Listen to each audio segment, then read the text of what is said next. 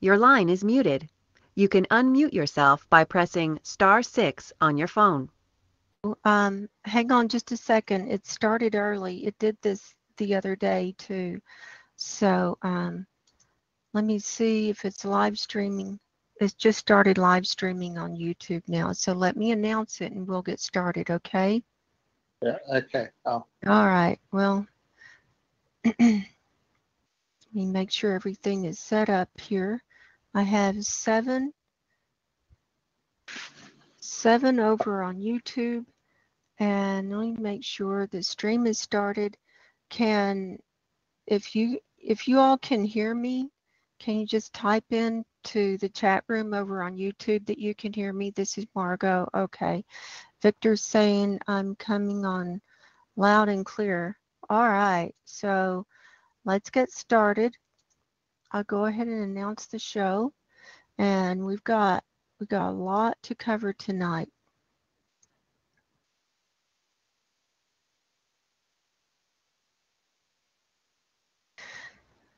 Power to the truth. Welcome to Campfire Chats with Margo. This is Thursday, August 23rd, 2018. Tonight we're going to be discussing abrupt climate change, extreme weather, near-term human extinction, and other topics that are related. If you'd like to call in and talk with us, the U.S. number is 605-562-0444. And the call ID is 144865, and then you push the £. Trolls will not be tolerated. Please keep political comments to a minimum. No hopium, which is hope plus opium, as we realize that any prescriptions or solutions to the climate crisis should have been implemented decades ago. This show is about you, your feelings, and how you're dealing with the great changes that are upon us. We're all in this together, so let's respect and support each other. And so I've got people over here on TalkShoe, and I've got people over on YouTube because we're live streaming over onto YouTube. And I've got some headlines that I'm going to start out with, and but before we do the headlines, I want to change what I'm showing on the screen. And hang on just a second. I'm going to switch what I'm sharing on the screen, so hang on.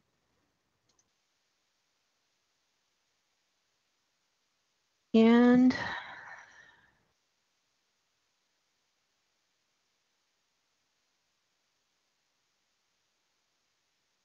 let's see.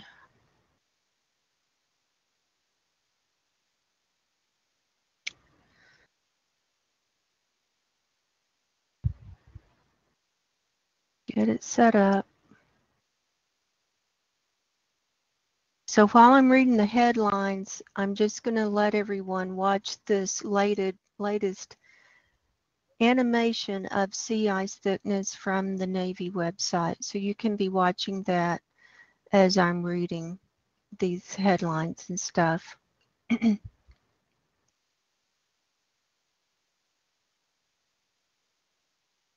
Uh-oh, it didn't.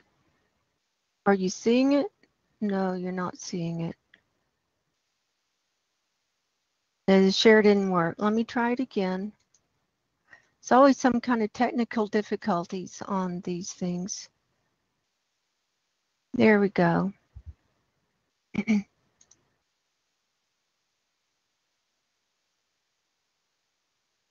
And I'm going to hop over to YouTube to see if everything's going okay over there. Yeah, it looks like the screen share is coming through and people are gathering. I've got 12. And the show started early. I apologize to people on YouTube. They were thinking it was going to start at 5. But whenever I get logged in on TalkShoe, they just get right on it. So that's why.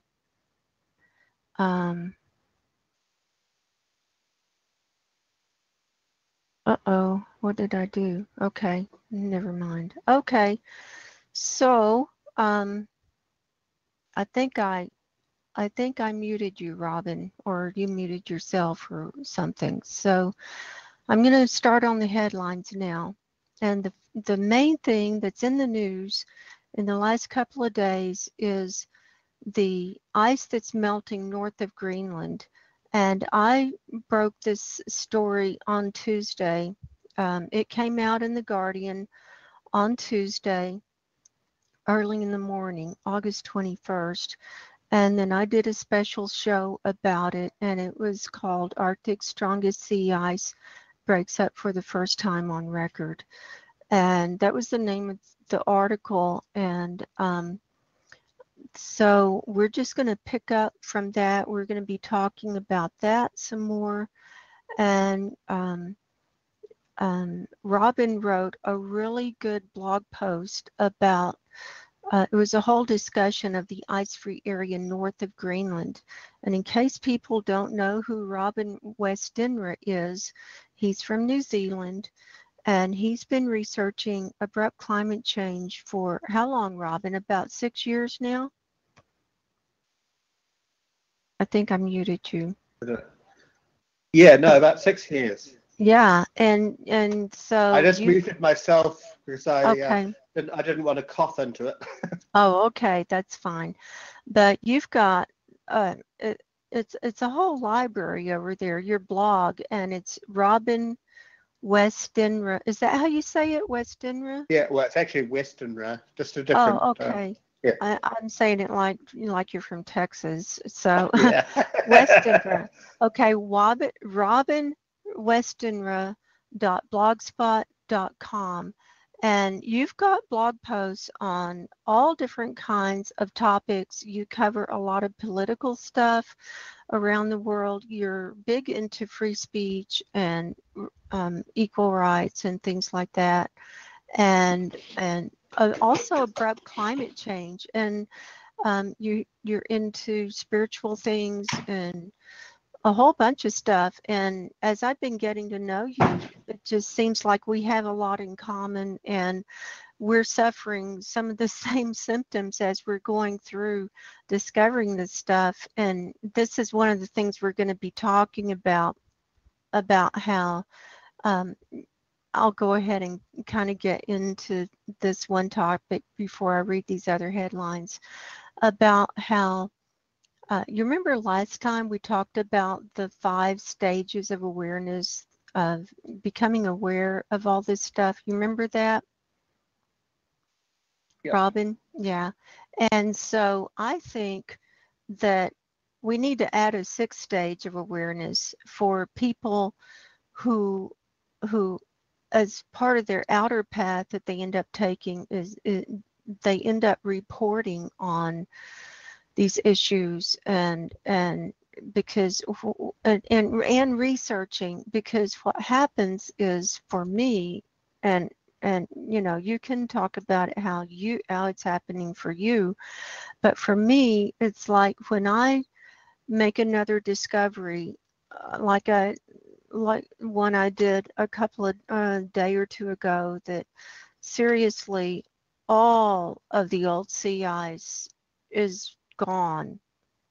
Almost, it's almost all gone, and it's almost all melted, and I'm going to show it to people today. And when I saw that, and it's hard to see it on Worldview or really anywhere, because on Worldview from NASA, there's always a bunch of clouds, and you have to look through the clouds and try and figure out what's clouds and what's ice, and then you can look at the temperature and this and that, and you kind of have to put together a whole bunch of dots to finally realize how big a trouble we're in and how bad the ice is, what bad shape, and how fragile the ice is, and how quickly it's just disintegrating right before our eyes. And for me, when I come to it in stages, and then I had another like really like awareness stage yesterday when I was looking at the sea ice, and it's hard because it's like you get pains and you're grieving, and it's hard to breathe, and sometimes you might get chest pains, you get a lump in your throat, you don't want to go on, and it's hard to focus on everyday life because this is so overwhelming. We're witnessing the end. Seriously, we're witnessing the end, and you and I are on the front lines bringing this information to people, and so we have to find a way to explain everything to them. And you do a really, really good way of explaining in your blog posts, and I know this is an outlet for you. And I do the videos. I like putting together the videos and showing pictures and showing animations and showing computer models, and I like doing that because that's easy to understand.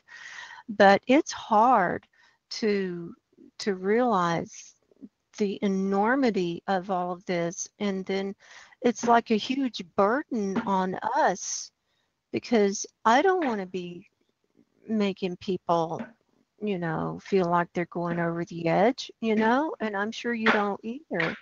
No. But and I'd like to go more within, but I'm driven to bring all this to the public.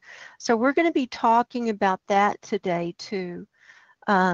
You posted a really good article about another citizen scientist, Nevin Kurland, and he's Dutch, and he's now living in Austria. And he several years ago, he realized that the sea ice was in trouble, and he started investigating it, and he created the Arctic Sea Ice blog and the Pyomas. He does the Pyomas reports, right? And then he's got the Arctic Sea Ice Forum. And there was a really good article from the Washington Post on him where they interviewed him, talked about his emotions and stuff, and how he walked away from it, researching and reporting it. He just couldn't handle it for a while. He was done, and that was 2 years ago. He thought it was over then, and we're still here. So we're going to cover a little bit of that and then a couple of other articles.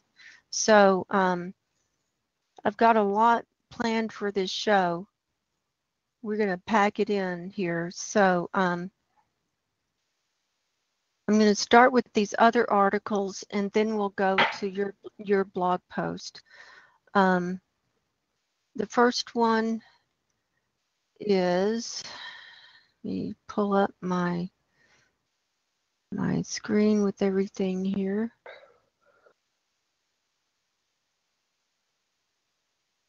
This is from RT, Russia Today, and it's from yesterday, August 27th. And it says, shipping giant Maersk to transport its first cargo via Russia's Arctic Sea route. Did you see that article? Oh, yes.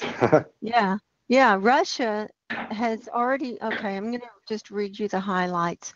The world's biggest carrier of seaborne freight, Maersk Line, I don't know if that's how you say it, is set to send its first cargo from East Asia to Europe via the Arctic Ocean using Russia's Northern Sea route.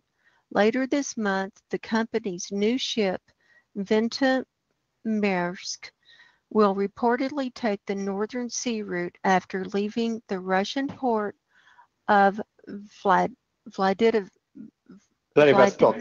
Vladivostok, thank you.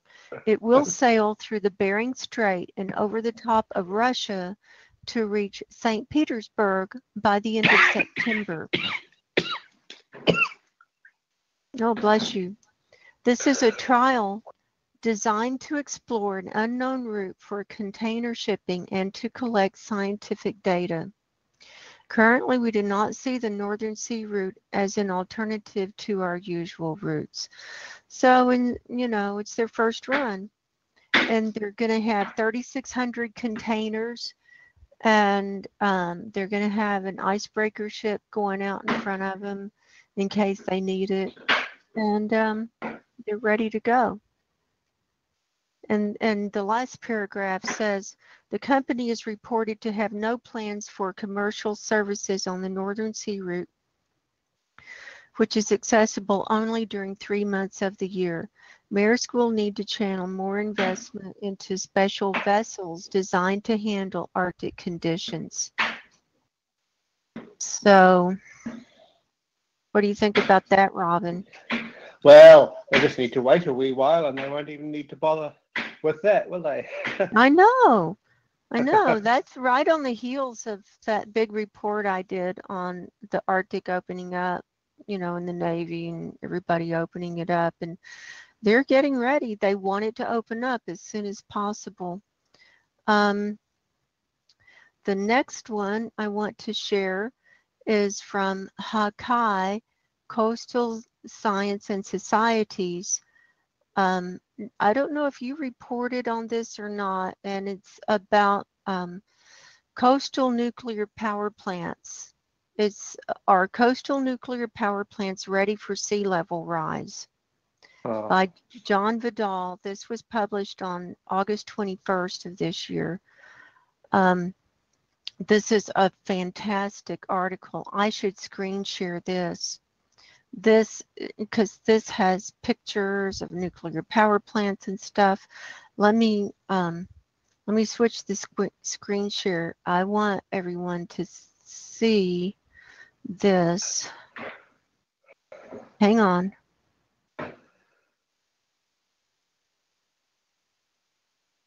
Here we go.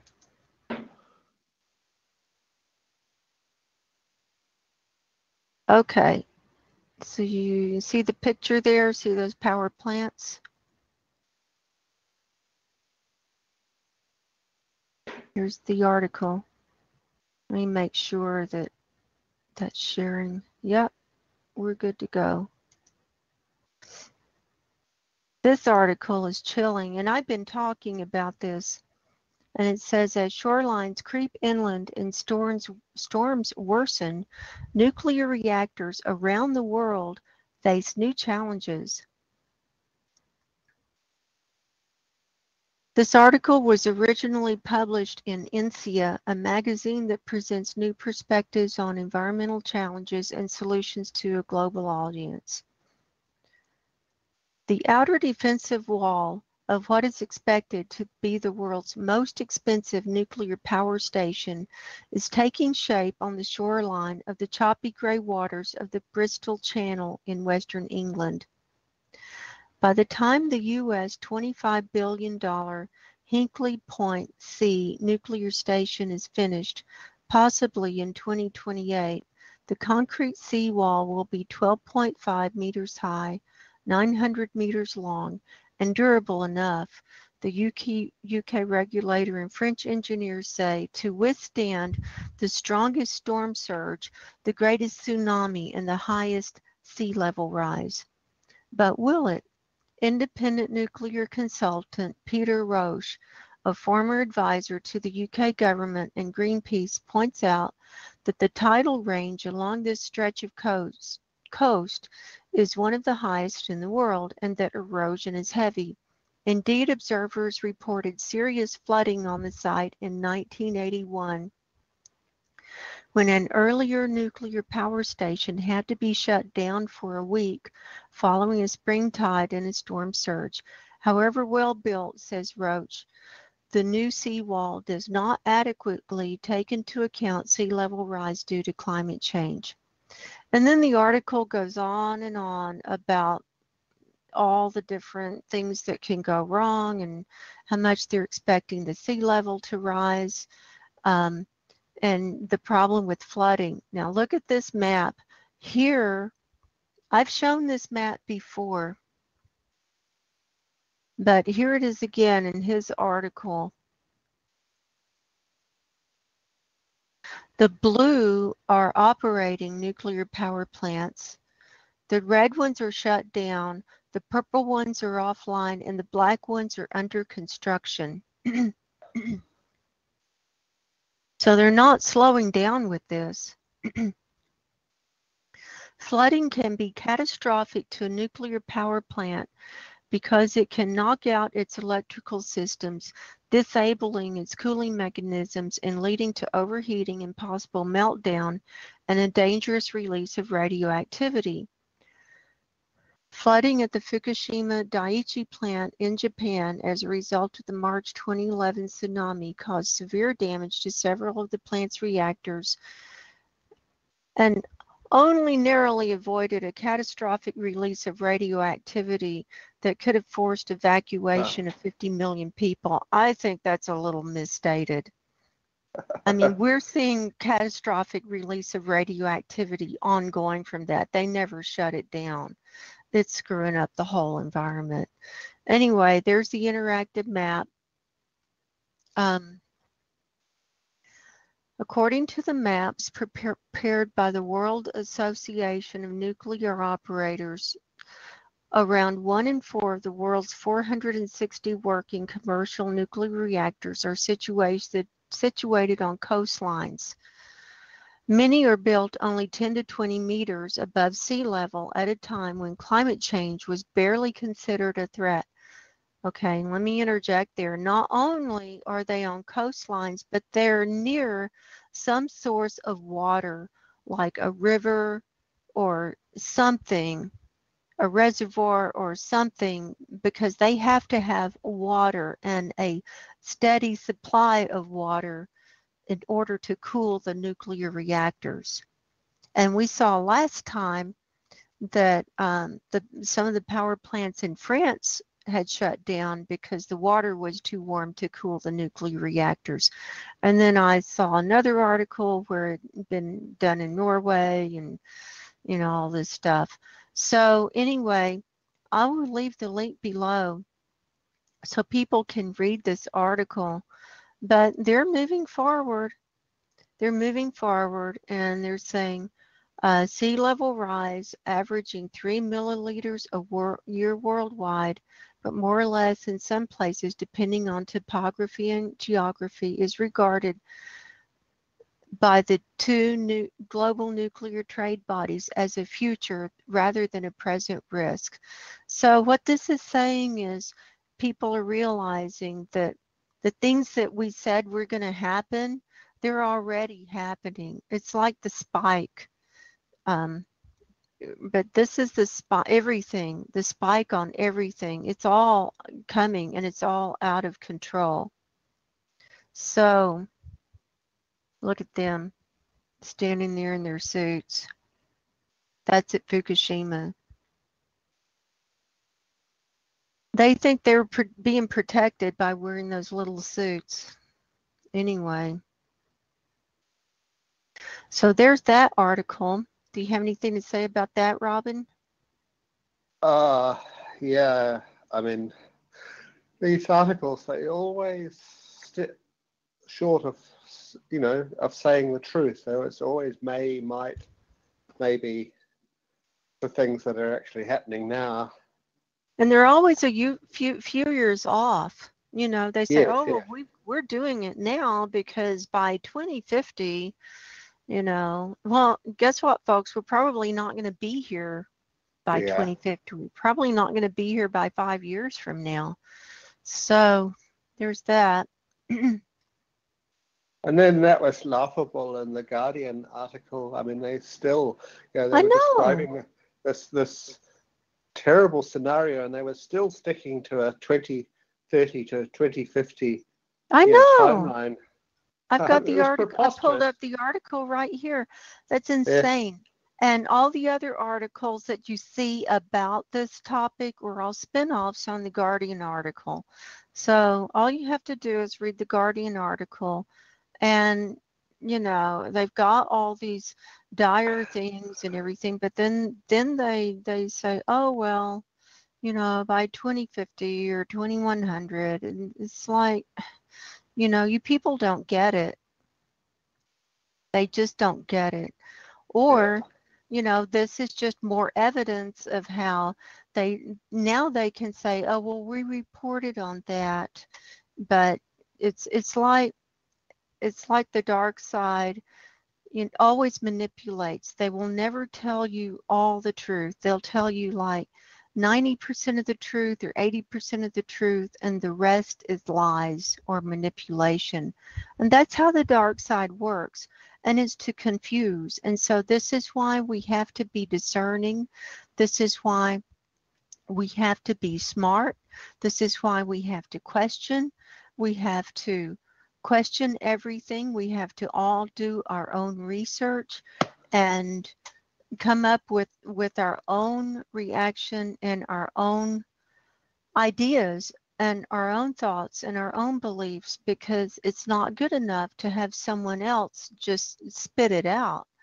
And we can present the evidence to you, but we want you to make your minds up yourself.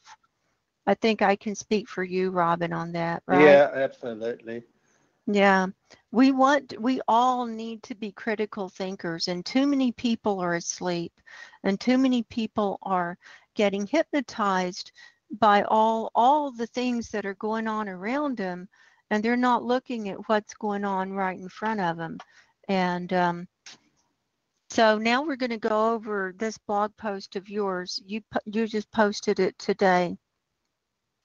And this is a really good discussion of bringing in all the different things on the ice in northern Greenland. And then I've got some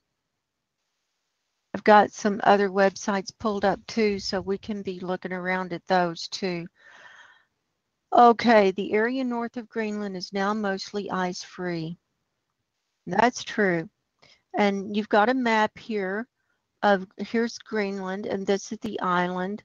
And this is over here, this is part of the Queen Elizabeth Islands, this part of Canada.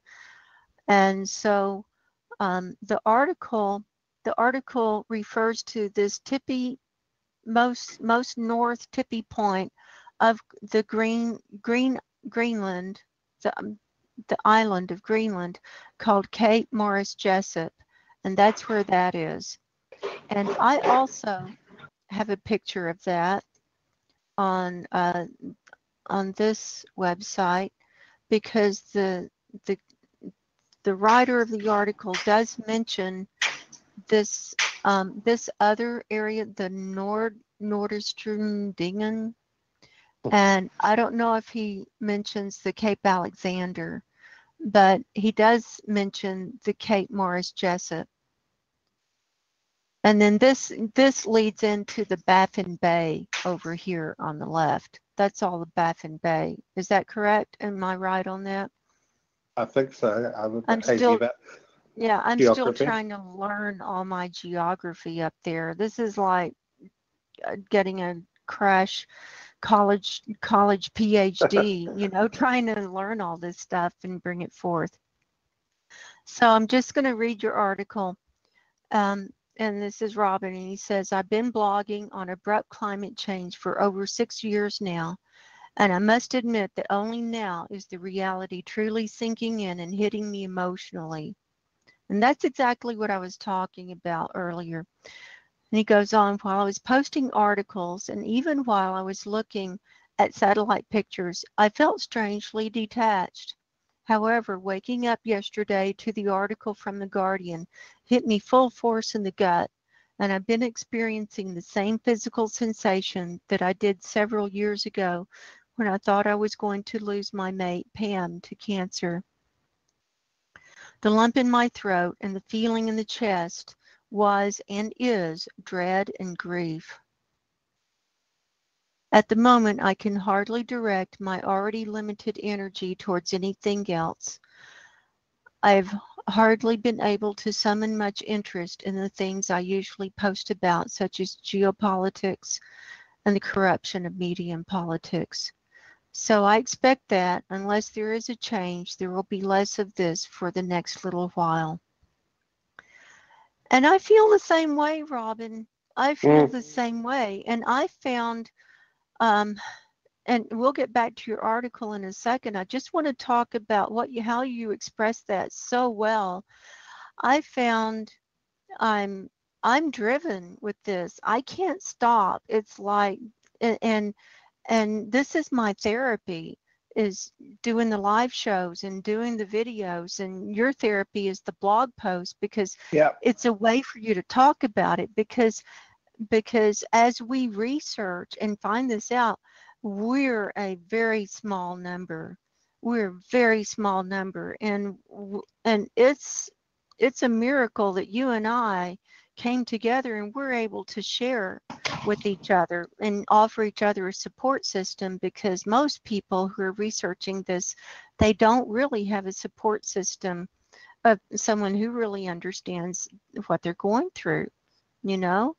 And we're in the minority of the people on the planet here right now. And I also found that I don't have patience like I used to. I don't have patience for people's petty bullshit. I mean, I just don't have any patience for it. I don't have any patience with politics. I don't have any patience with people talking about their own problems, unless it's like a really dire something, you know. And but if they're grieving, if they're worried, or if they're upset because of what they've learned about climate change, you know, I'm very patient, I'm very loving, I'm very tolerant, because that's all part of us understanding what's going on. So that's kind of where I'm at with it. So would it be sort of, I mean, if people are honest, you know, about themselves and what they're experiencing, and not trying to deflect things or to pretend, you know, I have little tolerance or understanding for that. But if people are really honest, you know, then yeah, I'm totally with you. yeah, and what I found is this strips away anything that's frivolous or superficial. It strips away the facade, and it's forcing us to look at who we are, and it's forcing us to come to grips with seriously who we are, because we're not going to be here much longer. It's game over. Yeah. Hello. Hello, who's that? Jeff. We've met about a month ago, I think. Hi, Jeff. How are you? Okay. Thanks for coming on the show with us. You know, in a way, do you remember a movie called The Poseidon Adventure? You broke up there. What?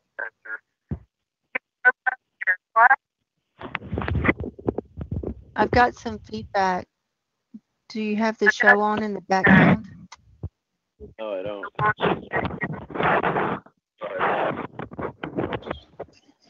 Margo, can you hear me? Yeah. Who's that?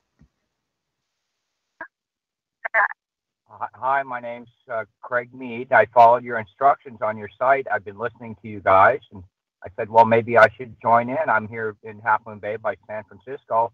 By the way, I'm an educator. I've written a lot of science manuals, and I have to say, for someone like you, I wanted to say this in case we got cut off, for someone like you who did not come from a science background, but came from a spiritual and a holistic background, you do a hell of a lot of great research. That's all I wanted to say. There's some other things I could say, but I did want to get that out there. I collect a lot of research. And so I look at people like you who, you know, are being woken up as it proceeds. And I look at their various reactions. For someone who was, you know, a college-educated scientist, as it were, compared to like James Hansen or something like that, you do a fabulous amount of research. You really do. You do a great job. A fantastic job. Oh, thank you, Craig. I so appreciate that. I love science. I love doing research. In fact, When I was in high school, my biology teacher said I should major in medicine because of the mind I had.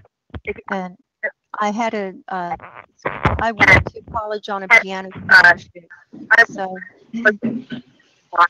but this is a passion of mine. So thank you for calling in. So, I did have a nuclear article, if I might have the floor for 30 seconds. okay. Now, I designed systems for the nuclear sector in the late 80s and 90s. At the time, I was hired by Bechtel Westinghouse and Edison to fix a problem they had out at San Onofre, for those people who know where that is, down by San Diego. And the problem they had to solve here, solved the problem, and Unit 1 went back online after we did an R&R. We tore it down and rebuilt it.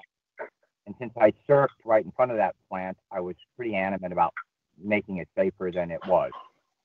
And most people don't realize, Guy McPherson out on, most people don't realize that whether it's famine or a pandemic or war or fires or overheating, all of these catastrophic events that we could face that could take out either all or a large portion of humans.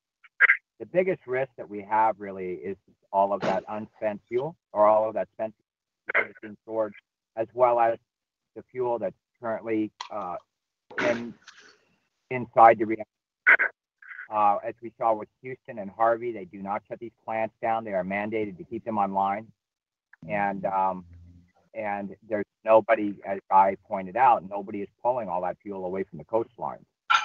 And so very likely, I'm a firm believer in Guy's prediction, very likely we are going to experience a radioactive ionizing atmosphere, oceans, just all around us.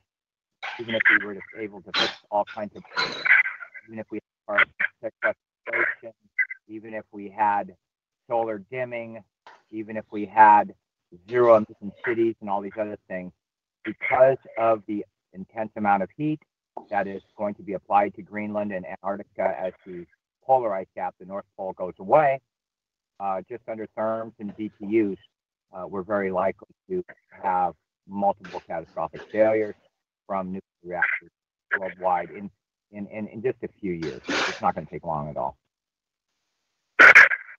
That doesn't surprise me. Oh, go ahead. Go ahead.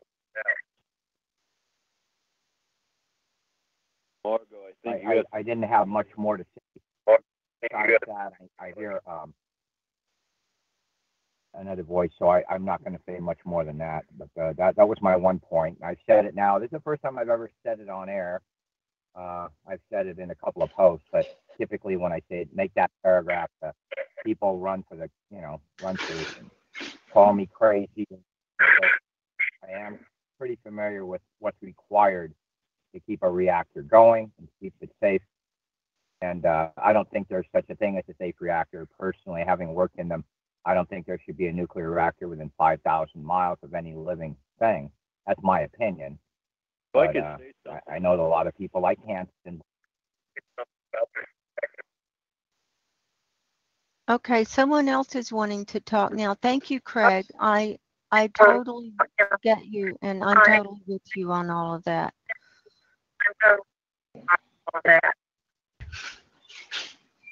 So who else was wanting to say something? I wanted to say something. Jeff? Oh, yeah, Jeff? Yeah, those old reactors are still running. Those particles that build up on the bottom, some of those reactor cores are so hot. And they're still hot. They don't go in there and clean those out.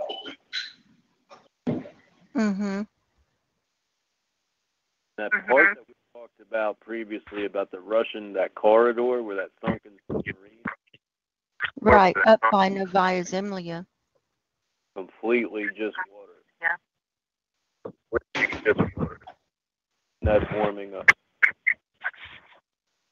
Yeah, yeah, that's warming up too. But I think next year, if they don't chemically ice nucleate the Arctic North Pole, it will probably for certain be ice-free next year. Mm-hmm.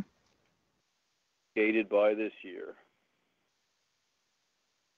Yeah, it's melting so much that it's not going to refreeze well. And I'm thinking we're going to have, it's going to keep melting later than we thought. And so I think we're in no man's land. You know, we don't know what to expect. There are just too many unknowns. And we could have a warm winter. I don't know a whole lot about physics, like the intricate parts of it, but I do know that once the ice is gone, there is not going to be a jet stream anymore. Right. At all, at least not in the northern hemisphere. Yeah, it's going to get crazy. And that is going to significantly impact the crops. I don't know how, but it's not going to be the way it was. No, we're going to have lots of problems. We're going to start seeing food shortages, I think, this fall.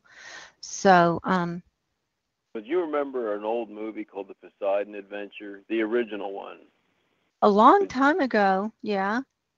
And it's an Ernest Borgnine. It's an all-star cast. But there's a select few that are smart enough to try to save themselves. Remember that? There's like 8 of them maybe who tried to, find their way out, and the mass of them wanted to stay down in the bottom of it, and they wound up perishing first. But the select few that were smart enough to see what was happening were able to escape. This scenario that we are all a part of, there is no escape. There is nowhere to go. There's no salvation to this. No. Thelma and Louise thing is no joke. I mean, I really like listening to Dane Wigington, and he's the one who I think coined the term, we're through the guardrail. We certainly are. Yep, I agree. And that's, I think the only way out is to get ready to leave. I mean, physically. I can't believe that they're authorizing the construction of all of these new nuclear facilities. That has No, it doesn't make sense, does it? So I'd like to move back to what we were looking at here. And I also have someone new with us tonight. I'll go ahead and introduce you, Dean. Dean Walker on the line here. Hi, how are you? No, I'm doing great, thank you. You sound great. I'll just I'm going to come back to you in a minute, but I want to go ahead and introduce you, and I want you to chime in as we're talking about these levels of awareness and how to deal with things as well. But I want to get through the CI stuff with Robin, because he might need to leave before the show is over. So Dean Walker is on the line with me. He's a coach, and well, just tell us a little bit about yourself. Just a couple of sentences, Dean. Yeah, well, for about the past 5 years, I've been really involved with doing research, learning how to learn about climate change and all the other predicaments that we're facing in terms of extinction level items and so on. And I've had the pleasure of working really closely with Carolyn Baker, who I think is the most prolific author in this arena on living today. She's just written so many great books about the kind of stuff you're talking about with the levels of awareness and relationship, and how can we be present in the face of this scale of trauma. So that's what I've been doing. That's what we're doing now. And that's what you and I talked about the other day when you were on my show. And I'm just so pleased to be here with you and Robin. Yeah, I loved the interview. Yeah, Dean interviewed me what was it, a week ago today, and the show is up on his YouTube channel, and his YouTube channel is called The Poetry of Predicament.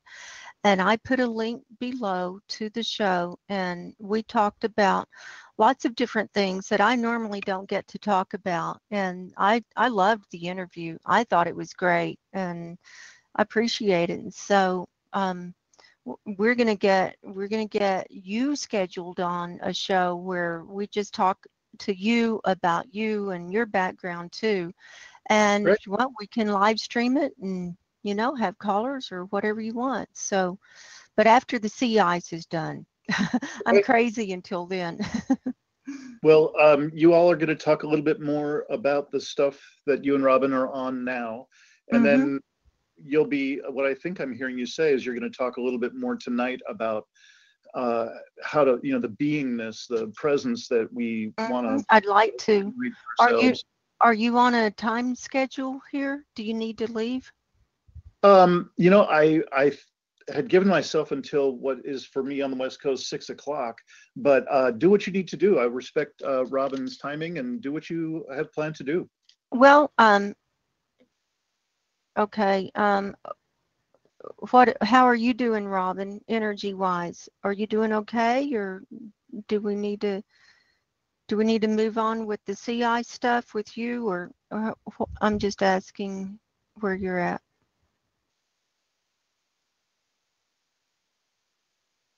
Robin. Hear me? Yeah, now I unmuted you.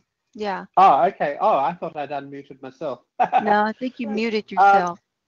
Yeah, no, I just had one thing. Uh-oh, who's that? I just had one. Uh-oh.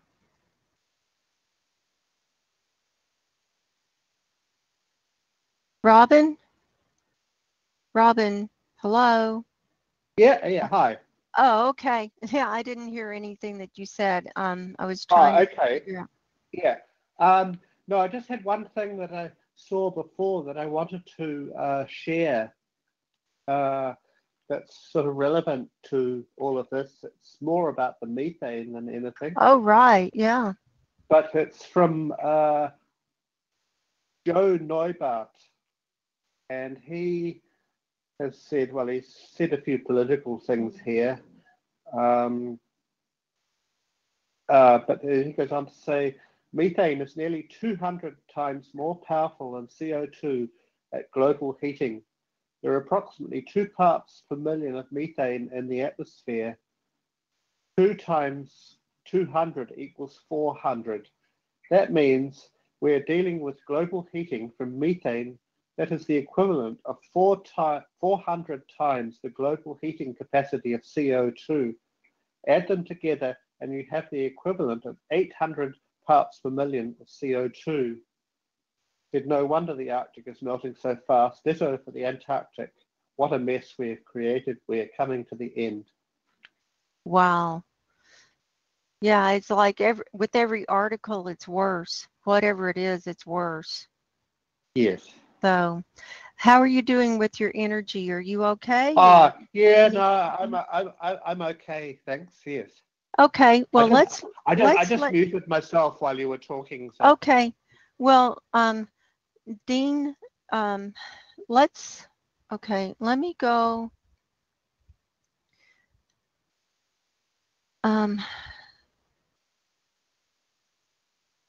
Okay, we'll come back to Robin's blog in a minute. I want to look at this other article. This was from the Washington Post from November of 2016, and it's about Nevin Curlin. He created a beloved blog about the melting Arctic, but it got harder and harder to write. And this was by Chris Mooney, reporter, November 30th, 2016.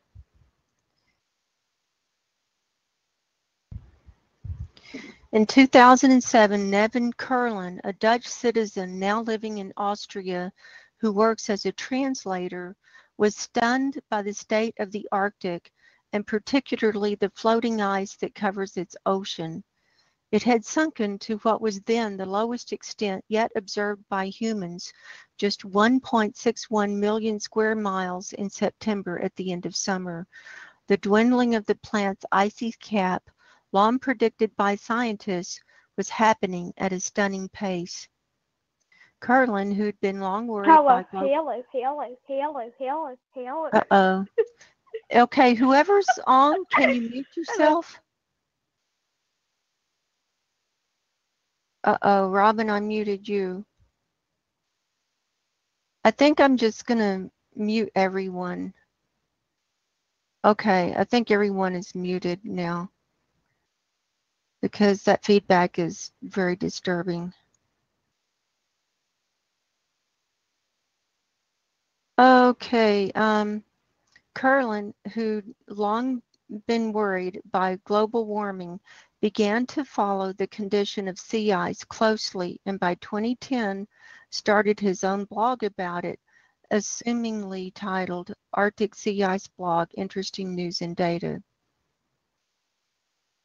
For years, I've been missing a central place where the situation in the Arctic can be discussed. I always had to glean information and explanation from little corners of the comment sections of blog articles. So let's see if the Arctic deserves its own blog. And so that's how he got started.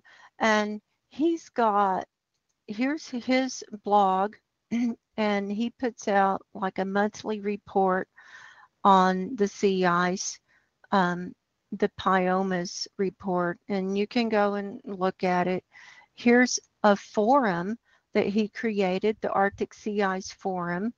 It's quite detailed, and there are lots of people here with lots of scientific stuff, and it's everything you could want to look at is right here. I don't go to things like this very often because I'm so caught up with doing my own research and coming up with my own conclusions that I don't spend a lot of time reading a lot on forums and stuff.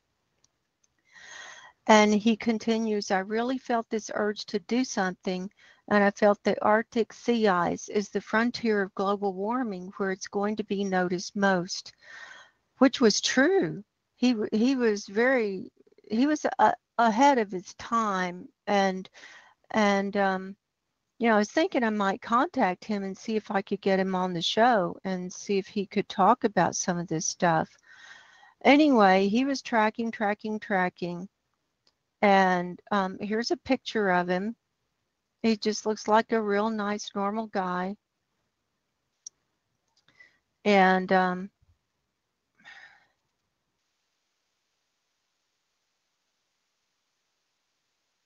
so his blog became a focal point, and then it said this is where he started having problems with continuing because it was so hard, the overwhelming responsibility and the awareness of it. And he says, as he wrote in 2012, shortly after the record fell, he says, this stunning melting season has made me even more acutely aware of the gravity of what is taking place. To be able to watch and write about the Arctic sea ice, I used to block out the realization of risks so that I could make a joke here and there and be scientifically reticent in my own amateur way, keeping up appearances, acting objective. But my bubble has burst. I'm already watching past the minimum. As the melting season ends, it feels as if things are only beginning, the age of consequences. That was in 2012. And then in 2016, he announced that he was going on a sabbatical for a number of reasons. And he said that the depression that comes with watching the steamroller just plow forward is taking its toll. And he says, it's like you write about your favorite sports team and they keep losing and losing and losing, but you still manage to write about it. But sometimes you sit back and think about what it all really means. And yeah, it's not motivating. So, do you have thoughts? Hello. Do you have thoughts about any of that, Dean? Hello. I'm gonna mute everyone. Hold on.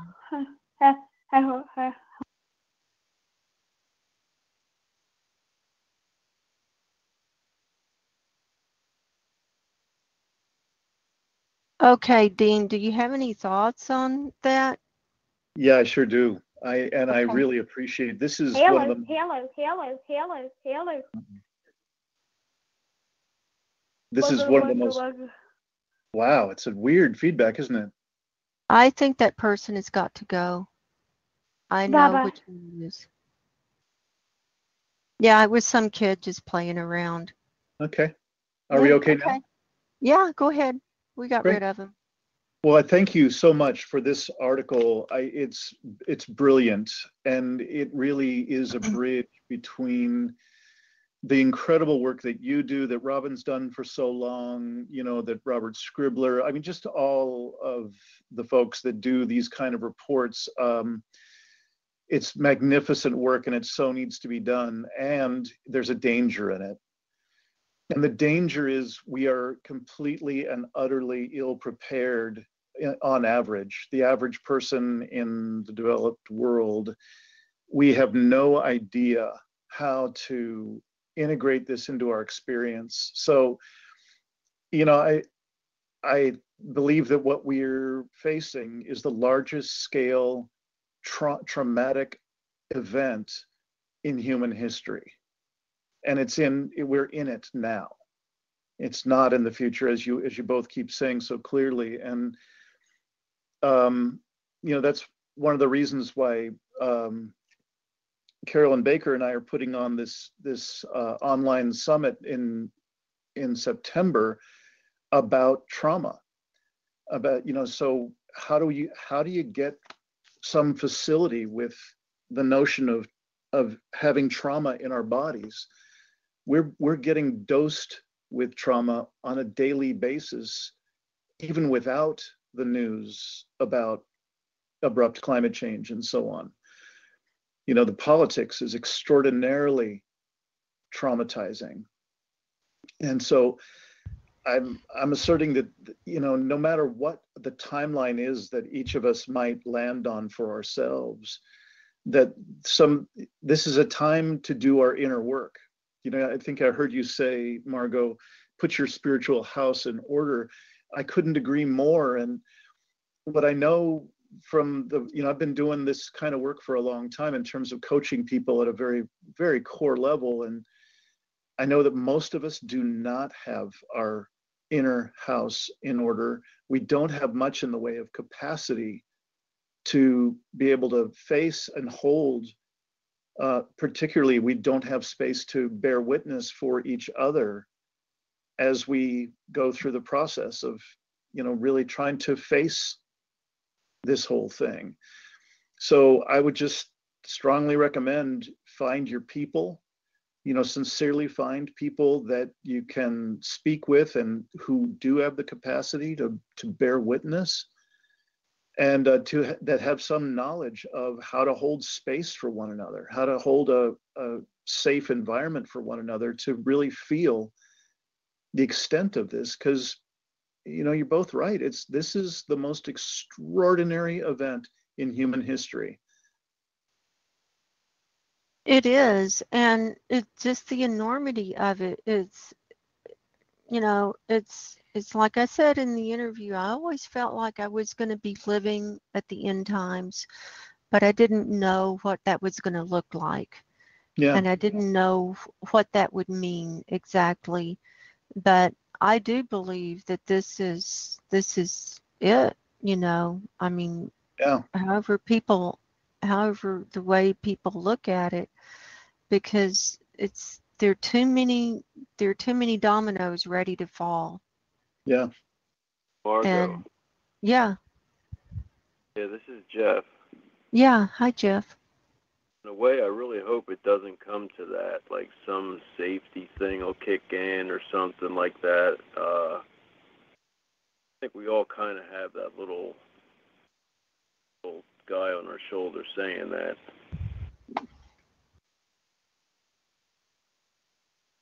Hope that it doesn't come to what?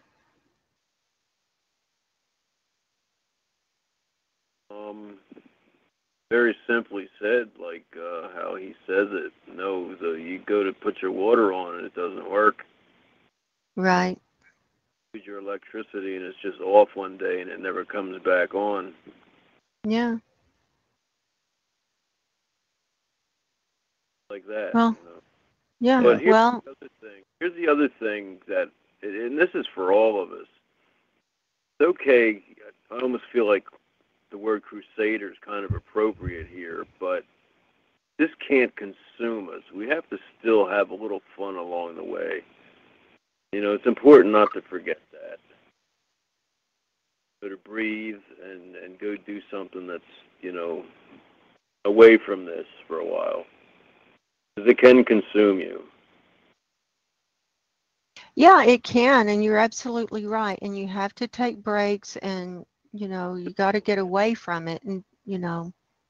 Just in the last few months, I've actually learned to have a good time again living with this thing. Mhm. Mhm. What you want to call it. Mhm. Yeah, and it's almost like a condition, and it's like it's not really any different than someone who's dying of cancer. It's just that we don't know what our cancer is exactly, and we don't know exactly, you know, if we've got 6 weeks or 6 months or 6 years. You know, no one knows the day or the hour, but we know that we've got it. We've got it, whatever it is. Is that person back again? Stuff doesn't even bother me anymore. What? What, Jeff? Do that stuff, that doesn't even bother me anymore. Yeah. So, Margo, can I slide in for a moment? Yeah, go ahead. So what I'm noticing when you both are talking there, that, you know, I just really want to point toward, again, you know, Carolyn Baker's written, I think it's 10 books on this topic. And I would strongly suggest for people to not reinvent the wheel and try and just kind of wing it, like using some of the life hacks that we've, you know, always used in tough times or something. They're extraordinary, you know. So just look up Carolyn Baker on Amazon or something and pull up some of her books. They're extraordinary. And there are a number of opportunities to really come together in a way that is not, again, reinventing the wheel. There's actually some pretty vibrant so there's some pretty vibrant ways to come together with open hearts in the face of all this stuff. And you know, maybe if I could just put in another plug, it's like that trauma summit is an extraordinary thing, and people can get information on that at our website, which is livingresilience.net, and that would be for the September summit. And there's also a weekend that we're putting together in October in Southern Oregon that's also on that same website and same page, you know, where we're getting together to create a temporary community and to go really in depth into what's possible in terms of keeping ourselves present and open-hearted, instead of sliding into more and more rigidity and despair or resignation, because those are the default modes. You know, those are the reactions that we got kind of built in when we all grew up in this business as usual world. And there are alternatives. So I just want to really put a plug in for that, because I don't know if we shared this when you and I talked last, Margo, but I was at a conference recently with an indigenous elder from this area in Southern Oregon, and I'm not going to remember his exact words, but something pretty close to, it would be really good, everybody, to do your inner work while there's any semblance of normalcy going on, while there's anything resembling the life that we all grew up in.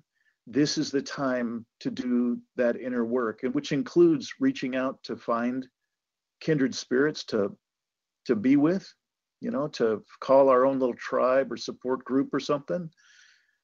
And also it implies doing some work, like, really working on our skills to self-regulate, meaning our state of being, so that we can be more and more skilled at bringing ourselves back to a good state of being when we're knocked off balance by the day's news or the next wave of trauma.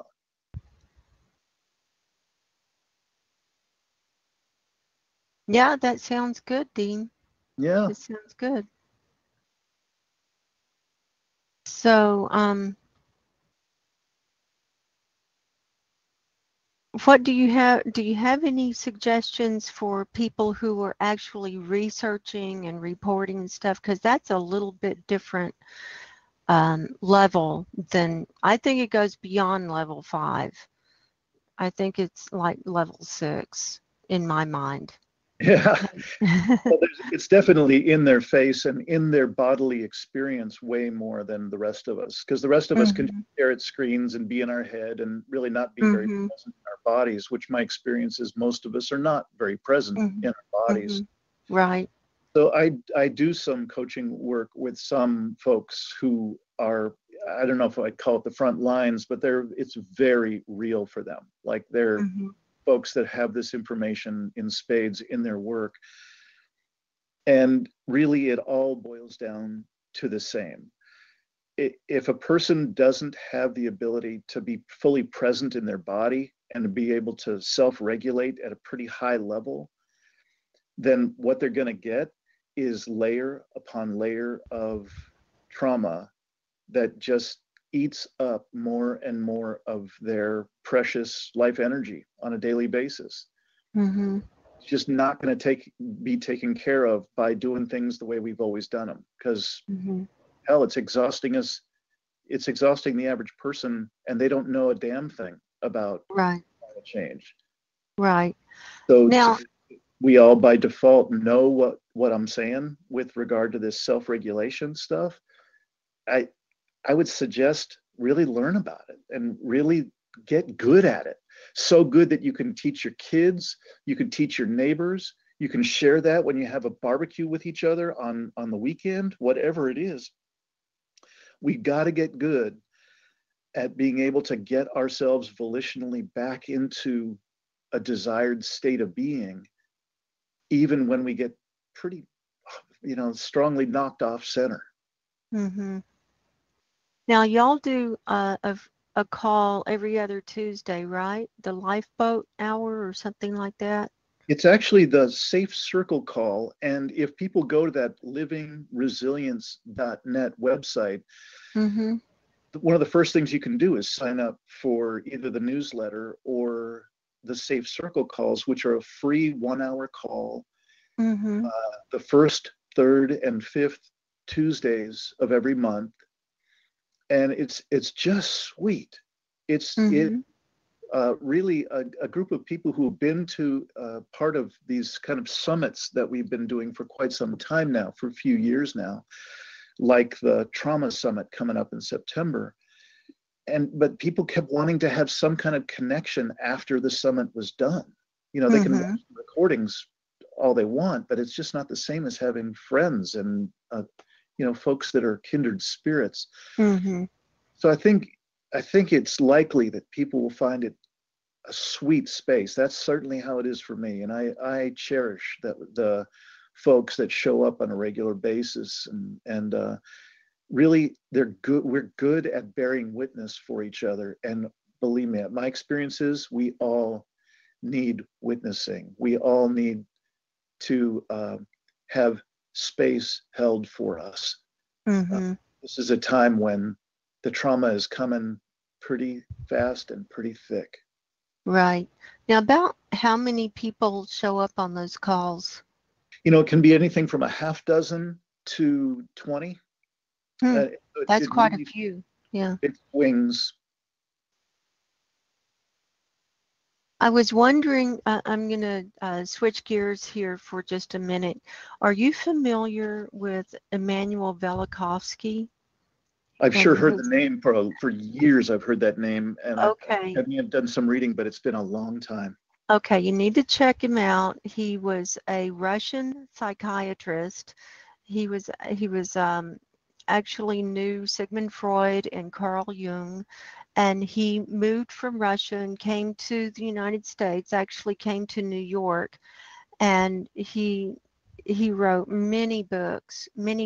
He did research. He was a historian, and he did research on past cataclysms that the world has been through, and brought together all the different cultures and showed like scientific evidence that these cataclysms actually happened, like Noah's flood actually happened, and all these different things. And this last book was published after he died, but he considered it his greatest work, and he researched it for the last 50-something years of his life.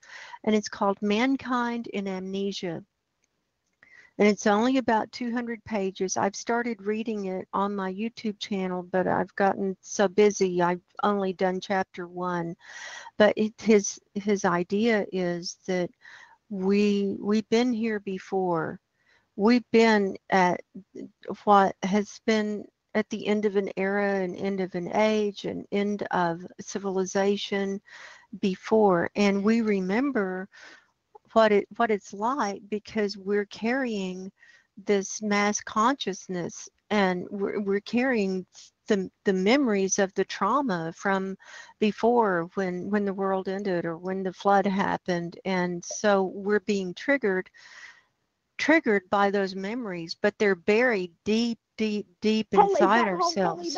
Holy butthole.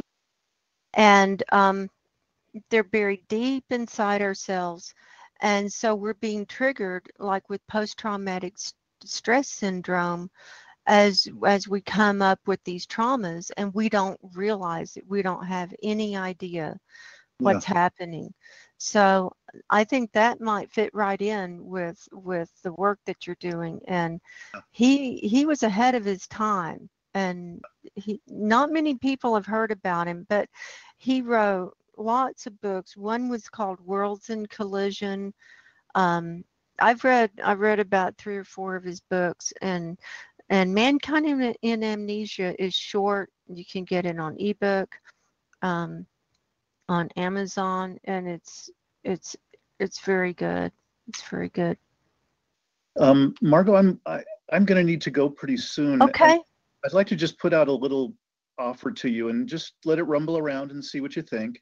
Okay. But I'm wondering if in a future Campfire chat that we might dive a bit more deeply into, when I'm talking about this thing about self-regulation, it can sound like I think the jargon is kind of creeping myself, because what it's called when you get knocked off center, they call it dysregulation, and the words are silly to me. I don't like it, but it basically means being able to bring ourselves back to a good state inside of ourselves. And I'd like to suggest perhaps we could talk a bit about, so what do you do?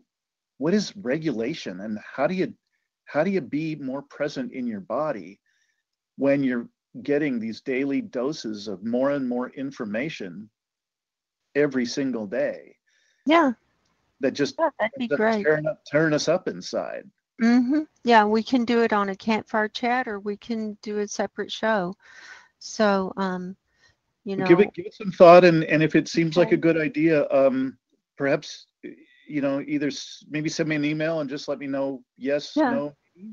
Okay, and you could actually lead us through some techniques, or Yeah, You've got absolutely. I think tools. there's Okay. quite a bit that could be shared just at the base level. And heck, this stuff needs to get out there. This is Yeah. not to be out there.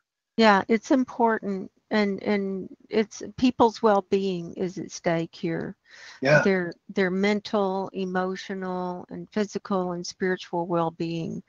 And it's going to be hard, but we're going to have to stay strong in the face of whatever it is. absolutely. So, well, thank you for joining us, Dean. I'm so happy that you made it tonight.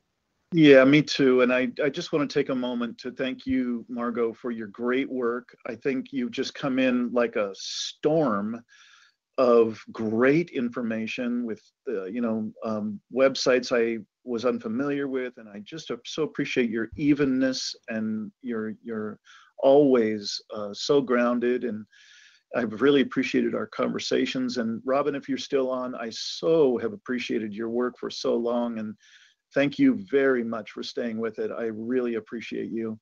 And I would suggest that we all take a few breaths and just really look around in this virtual community that we've got, and really just bring ourselves to a sense of gratitude for the people we have around us, even if it's just on a screen. Y'all are precious. And I do not take you for granted. And I thank you very much for what you do and for having me on a little bit tonight. Oh, well, thank you, Dean. Oh, sorry. Yeah, thank you very much, Dean. I've really appreciated what you've been saying tonight, and it just kind of resonates so much with me. So I look forward to kind of hearing, and perhaps even participating some more. So thank you very much. Okay. Robin, I'm curious, Robin, if I could just slide in a quick invitation. Would you ever be interested in doing a podcast interview with me? Yes, potentially, yes. Okay. I do have some sort of health issues that are sort of, neurological, and it does affect my kind of, my abilities somewhat. But generally in conversation, potentially, yes. Okay. Well, I'll figure out a way to get a hold of an email address or something for you, and I'll put out a real live invitation. Yeah. And we'll see if we can. Margo can probably provide that. Yeah, okay. I'll send you Robin's email address, Dean. Thank you all so much. I don't want to take any more of everybody's time. Thank you very, very much. Thank you, Dean. God bless you. You take care. You too. Take care. Bye-bye.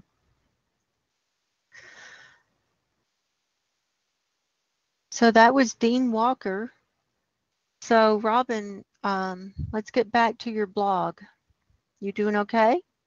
Yeah, I'm doing okay. I mean, okay. I'll have to sort of get up eventually and move around, but I'm all right for the time being. Okay, so now I want to get into, we covered that emotional stuff and dealing with things, and we talked about how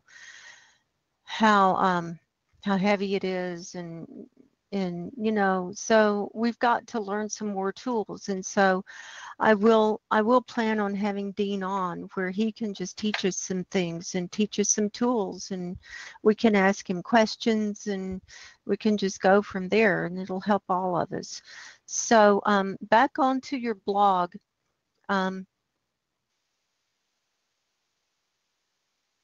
Okay, where was I?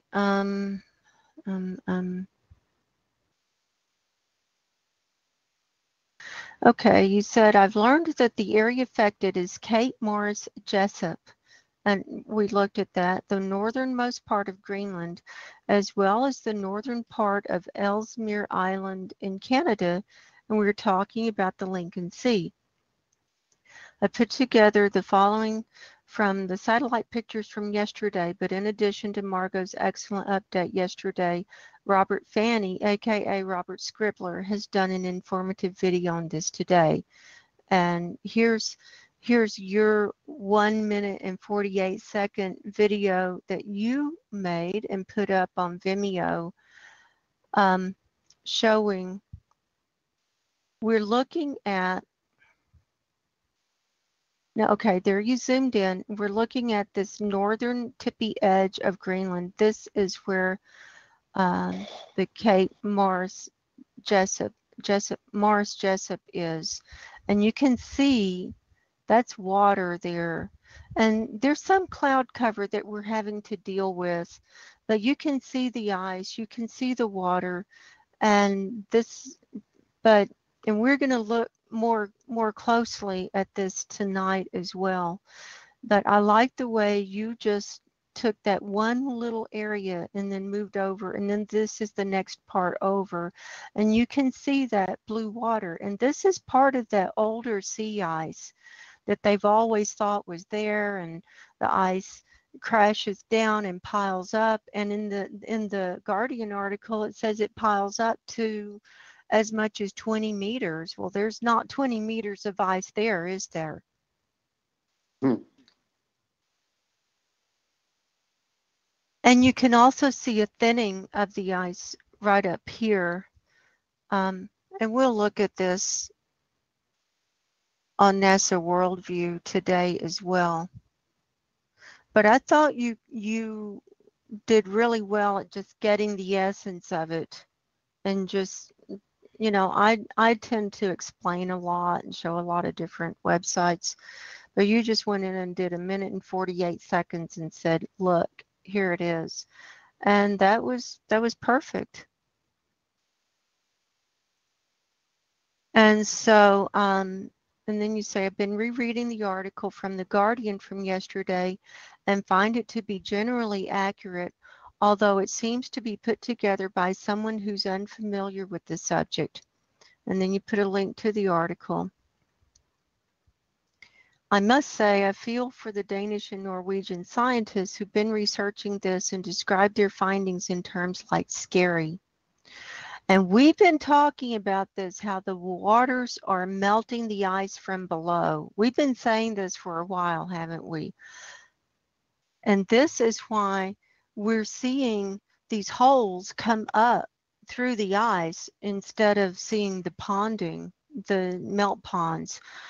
Okay, I'm going to continue. The consensus view seems to be that it is temperature spikes giving rise to winds that have pushed the ice away from the coast.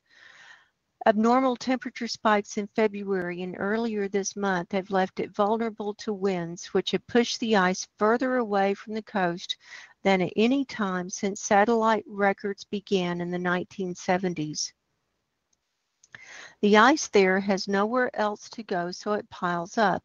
On average, it's over 4 meters thick and can be piled up into ridges 20 meters thick or more.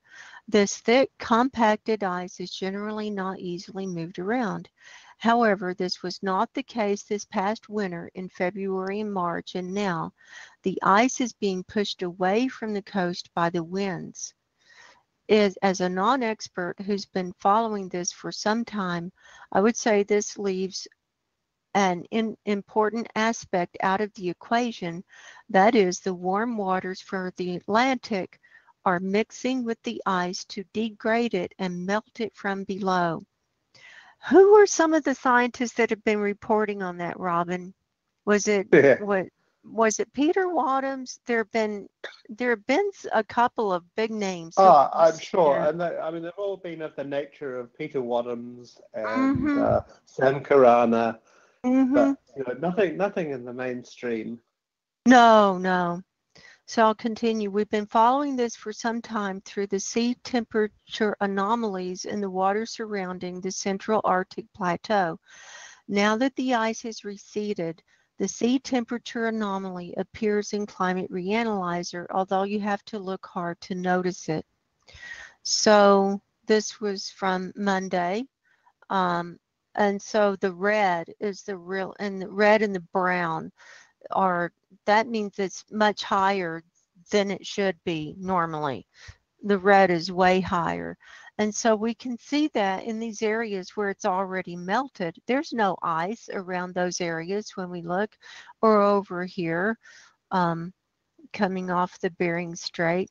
And also now it's red around Greenland too, and we can see that it's brown all around the edge of the sea. And so where it's brown, that means that water is warmer than it normally is, and it's not freezing, it's above freezing. The temperature of the water is above freezing, and also the air You only say temperature. that you are better now. You only say that because I'm not around. So that air temperature is also causing problems. But can you see that little at Cape Jesup or whatever it is? That little. Yeah, right little, here, Yeah, right yeah. there. Yeah, it's brown. The Yeah. water around it is brown. So that's the water where that ice has melted. Okay, this shows that warm waters are affecting the thick multi-year ice, and I wouldn't mind betting that their influence is as great or greater than the atmospheric conditions, although no doubt the conditions described in the article provided the immediate trigger. Conditions at the North Pole. Margo seems to me to be the only person who's been paying close attention to the conditions of the ice close to the North Pole and has pointed attention to cracks and holes in the ice and to what looks very much like we're looking through thin ice at open sea below. It would conceivably be melt pools, bad enough in itself, but in discussions, we've decided that the thinness of the ice doesn't allow for this possibility. And this is the Navy animation that goes through the 29th. And you can see the thick ice just melting away, and where it's purple, it's quite thin. It's under a meter and down to half a meter and less. And then where it's white, that's like no ice. And I've got something that I'm going to show you in a minute on that GIF. The following photos are taken at 87 degrees north, which is right at the center of the picture below on the 20th of August, which provided good conditions for looking at this. So you can see it's all broken up. You can see that whole line where it's all broken up and broken up over there too.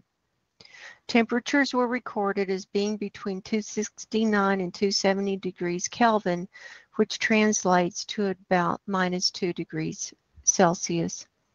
And so where these dark areas, that's where it's melting and we can see the ice from below. I mean the water, not the ice. That's the water. That's the color of the water coming up from below. And here too.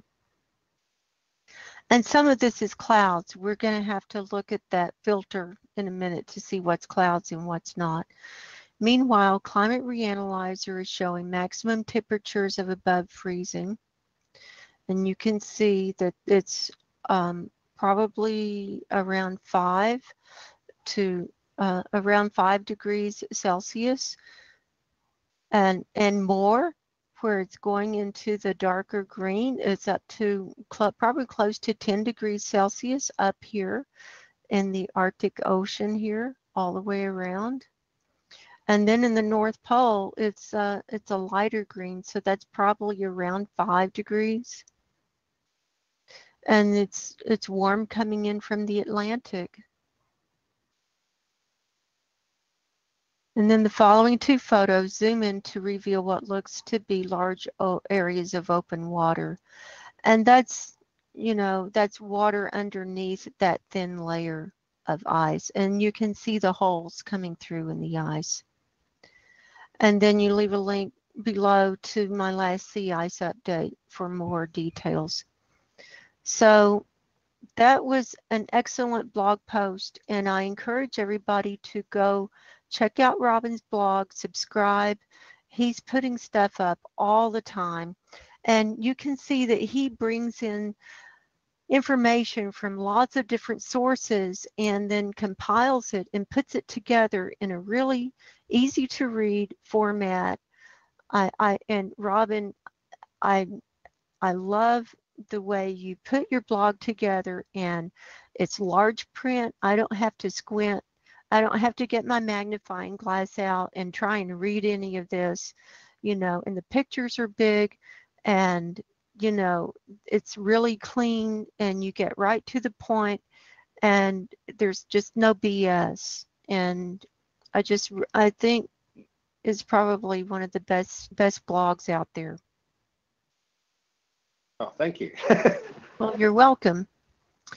So now we're going to hop over.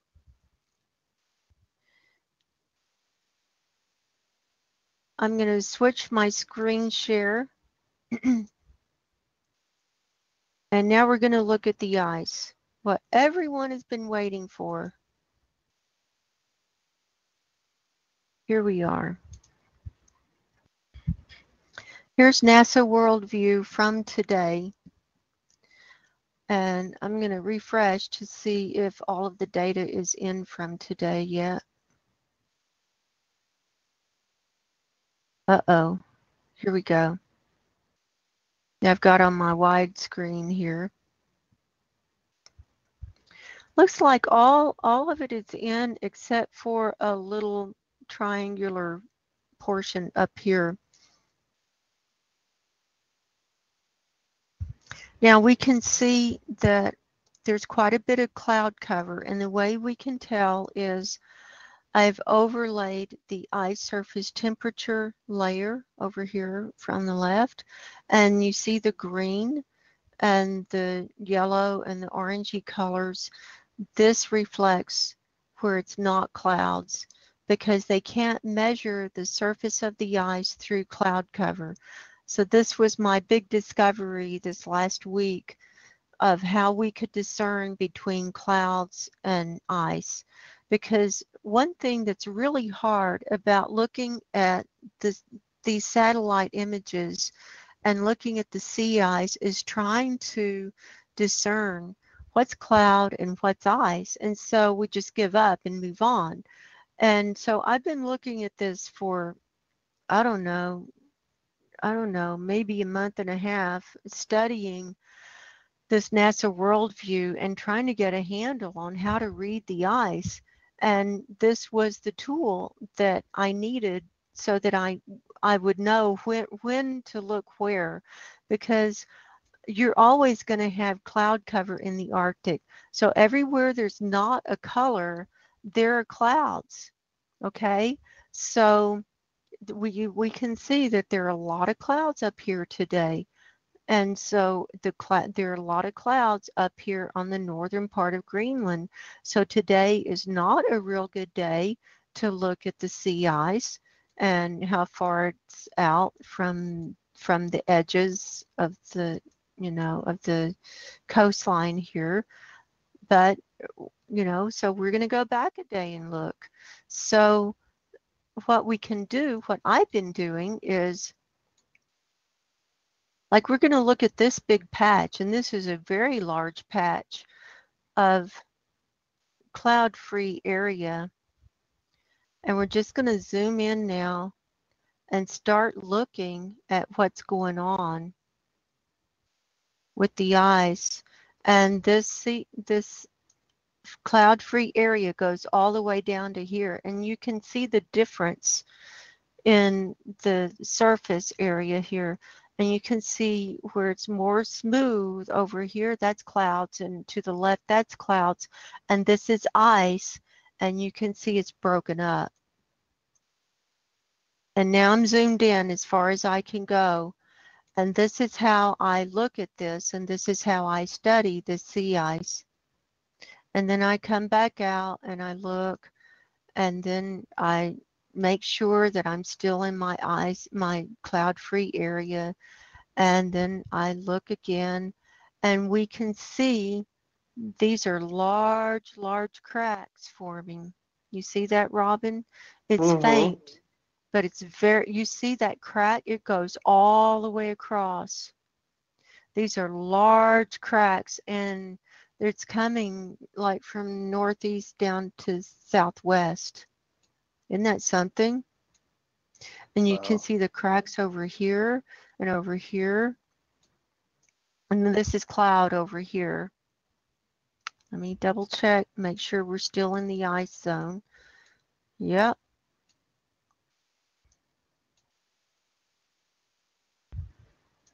Oh, look at that. I know.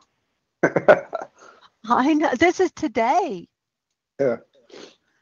Every day, I mean, the melting is happening so fast every day. And like I said, it's like every day is new ice, new day, new ice. You just don't know what you're going to see up here. Let me go in closer. That's as close as I can get.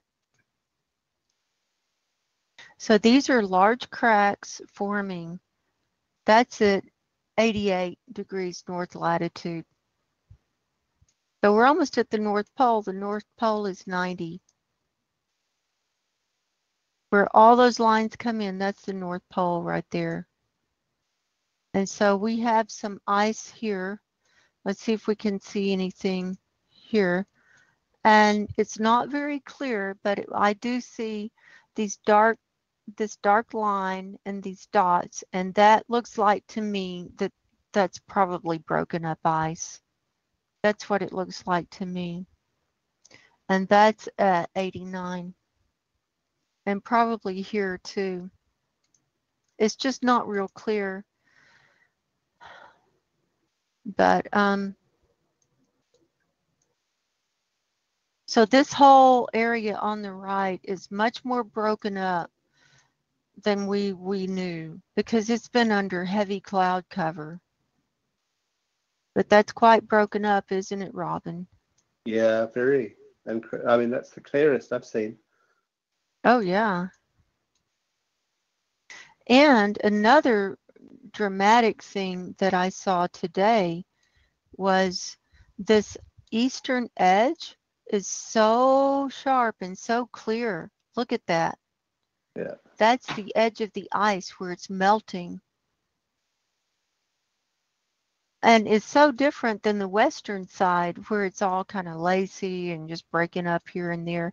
And I'm thinking it's because this water is so warm, it's just acting like a knife, just cutting it off. I don't know. I mean, that's just my way of thinking about it. But look at that edge. You can really see it. There's no clouds there. That's all. This is the real deal. There's the edge. The eastern edge. This is at 83.66.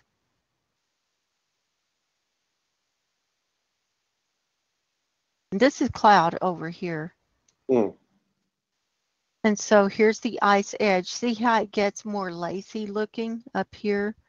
So it just depends on how it's coming into contact with the water as to how the edge is made and how it's breaking up and warming and all that. So I want to, though,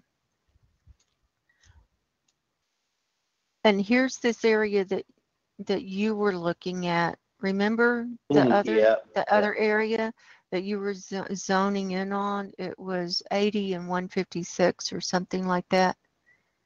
Yeah, it was this area, but look how much it's grown.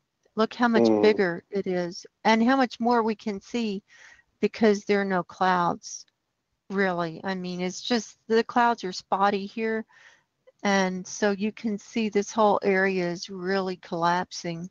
Look at that right there when you zoom in. And That's I think the water. what I showed was that seems to be an area where there has historically been a lot of melt in previous years. Mm-hmm. Yeah, it regularly melts a lot on that side. And we're seeing it melt really fast now. And this area over here off the Beaufort Gyre, normally this is cloud covered, but right now we have very few clouds, so we can really get a good look at this ice here. You see that? That's pretty scary, isn't it? That's what's left of the ice. And when you look at the Navy computer map with the computer simulation, That's where it's spotty. It's purple with the little spots through it.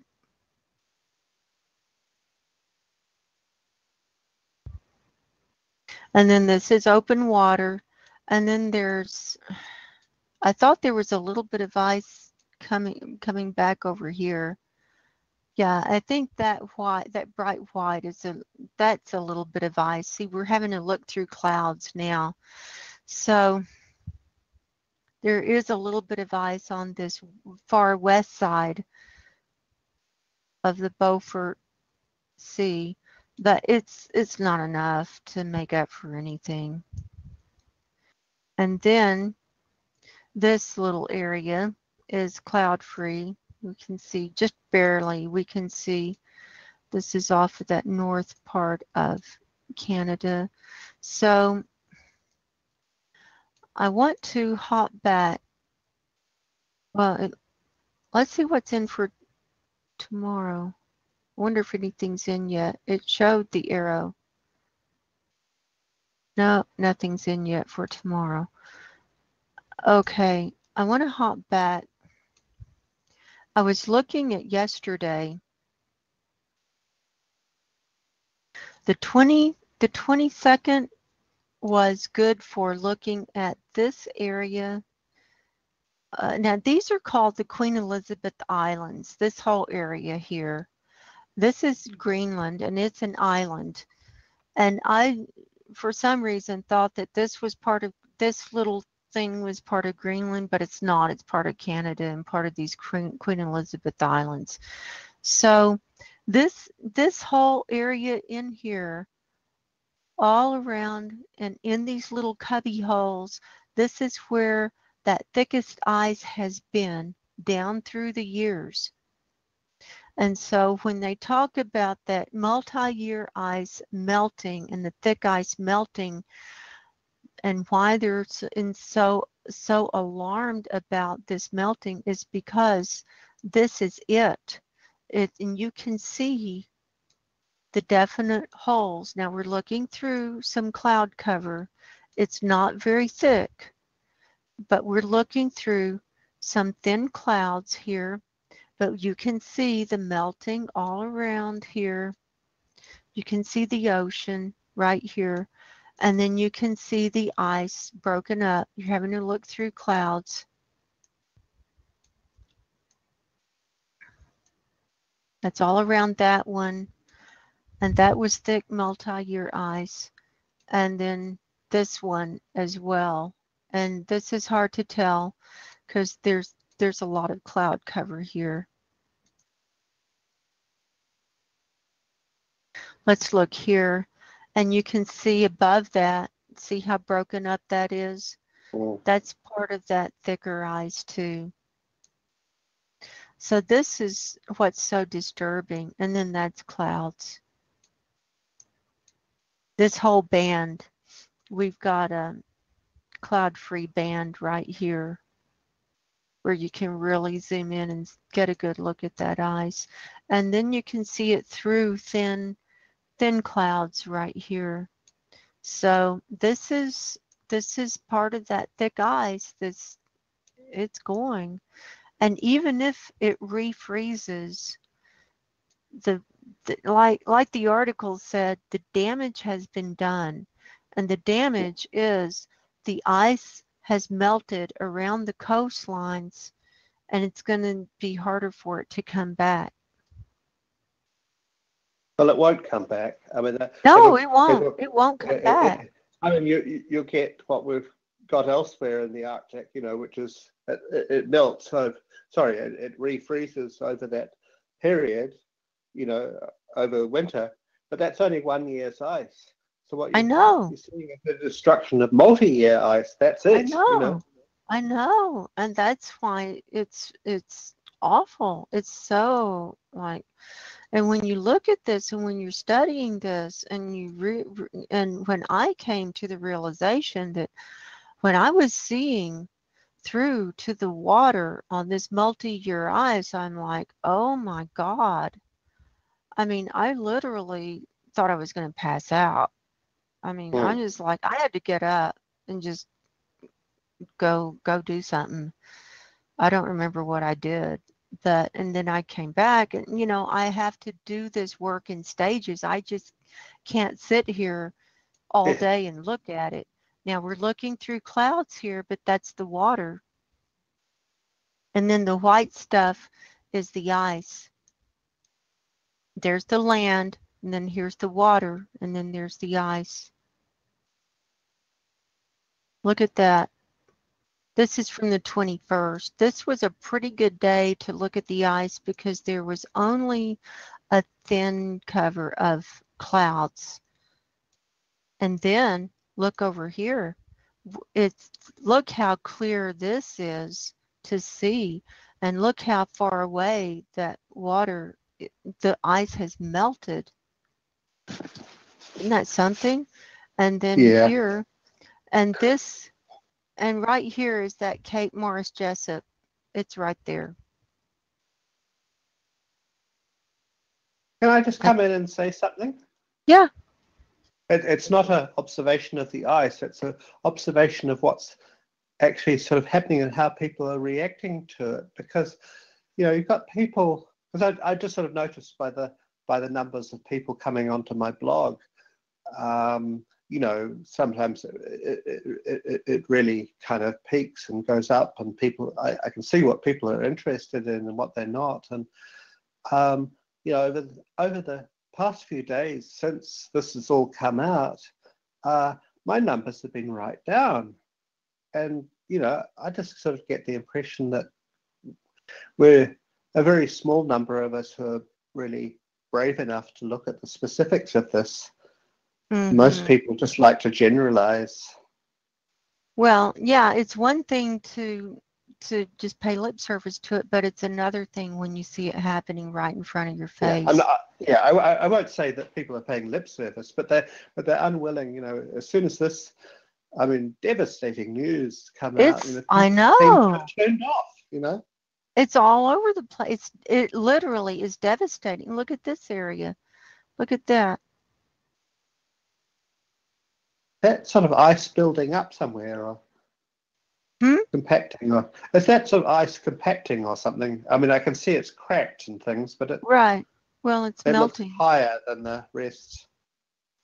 Well, these are clouds around, and then yeah, and you'll have some ridges. It's not going to be all completely smooth. Oh no! Look at this. Look at this up here. See, this was a good day to look at certain areas because, here it is, this huge area that's cloud free, and that's right above that area. There's the Cape Morris Jesup right there. So this is the area right above it. It's cloud free, and this is the ice. That's what it looks like on August 21st.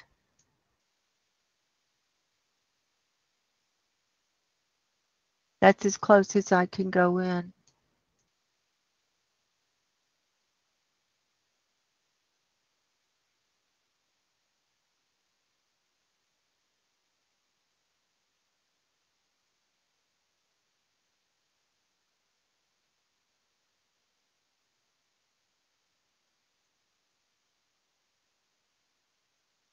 And it's also melting in these the tributaries coming down. I saw it. See, you can see like it's pretty much melted through there. On certain days, at certain points, like look, that whole area is melted. This is that thick used to be the thicker ice too in these little nooks and crannies. That was thick ice, wasn't it? Mm-hmm. That was where it would just gather and it wouldn't melt. It would never melt, and so it just keep piling up. So this was from the 21st.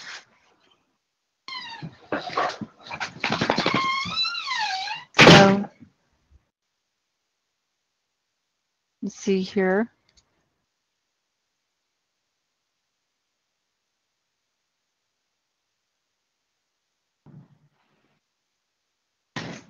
That's cloud that we're looking through there. This is cloud. This is all water here. And then this is broken up ice here.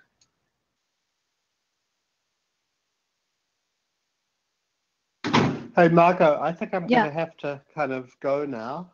Okay.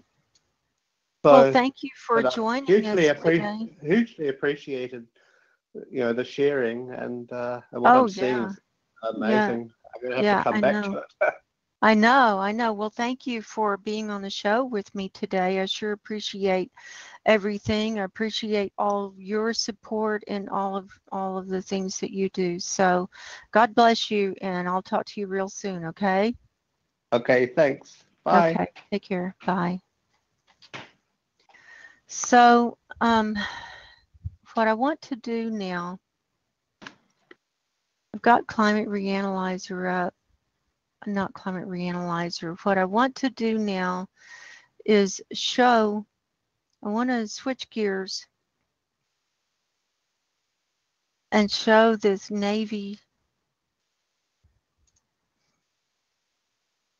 GIF and show you something about that. So I'm going to switch the screen sharing.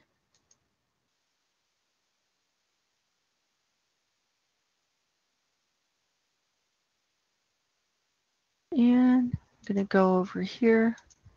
Okay, this is the Navy animated GIF from today. And I use the Navy website because they have a great interest in knowing what's going on in the Arctic.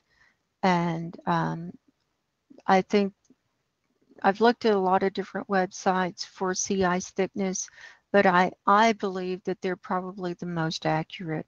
So I'm going to get this as big as I can get it. And now what we're going to do is I'm going to zoom in and show you exactly where that thick sea ice is, so that we can get a better handle on what it is that we're seeing and what is going away here. Okay, I've paused this animation. I'm looking, this is Honeyview. It's a free software that you can download, and it's to view pictures and things, and you can download the animation and then you can pause it and look at it from day to day. And so this is the Global View GLB, which is from their newer part of their website. And I stopped it. This is for August 24th, which is tomorrow. But I want to go back and show a couple of things here. And the chart on the right shows the sea ice thickness with the colors, related to the colors. And this like purpley violet is like down to 0.5 meter or less. And when you see it like really spotty, like here, that's what it looks like when you're looking through the and seeing like ice cubes floating around in the ocean, where it's really spotty like that. And then when it comes up into the dark purple and blue, that's about 1 meter to 1.25 meters. So we can see some blue areas here. Now I went back to August the 8th, so that so that I can explain these colors to you. And then like this darker blue, this is where it's going into a little bit thicker, like 1.5, and then up to the aqua, that's about 2 to 2.5 meters. And so we have some aqua here and up here and up here, but I'm focusing on this northern Greenland area and then these Queen Elizabeth Islands. And then as you get higher, in the accumulation of sea ice, it goes to green, and then the green yellow, that's 3.5, and then the yellow is like a 3.75, and then when it goes into like the orangey, that's 4 meters. So we can see that on August the 8th, well, let's go back to the beginning of the animation, which was August the 1st.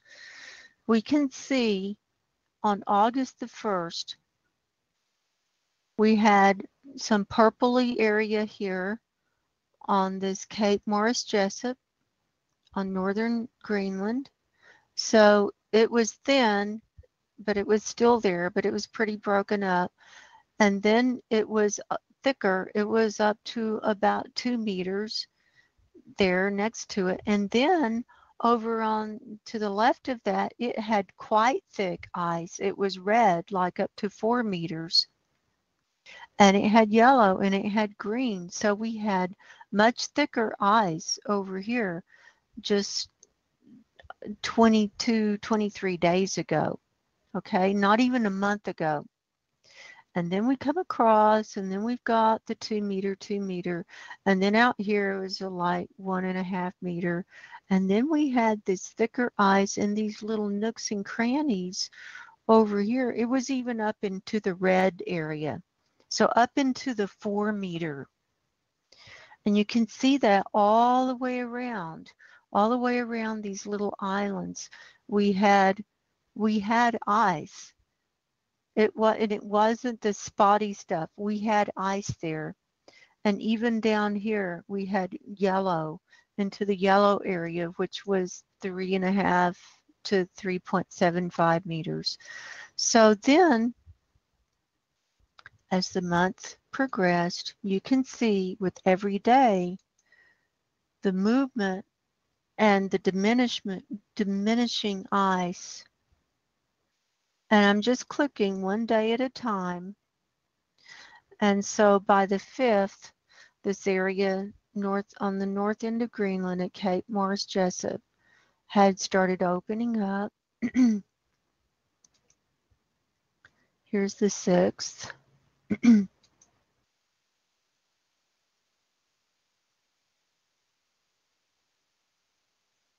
And you can see how it started melting in these little nooks and crannies.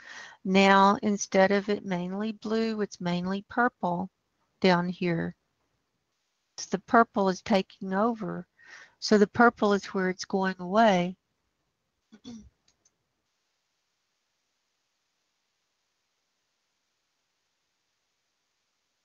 And now we can see how the white's coming in where there's no ice, and it's growing even more across that northern part of Greenland. And it's starting to come in on all these little nooks and crannies, even down here where we had that thick ice there.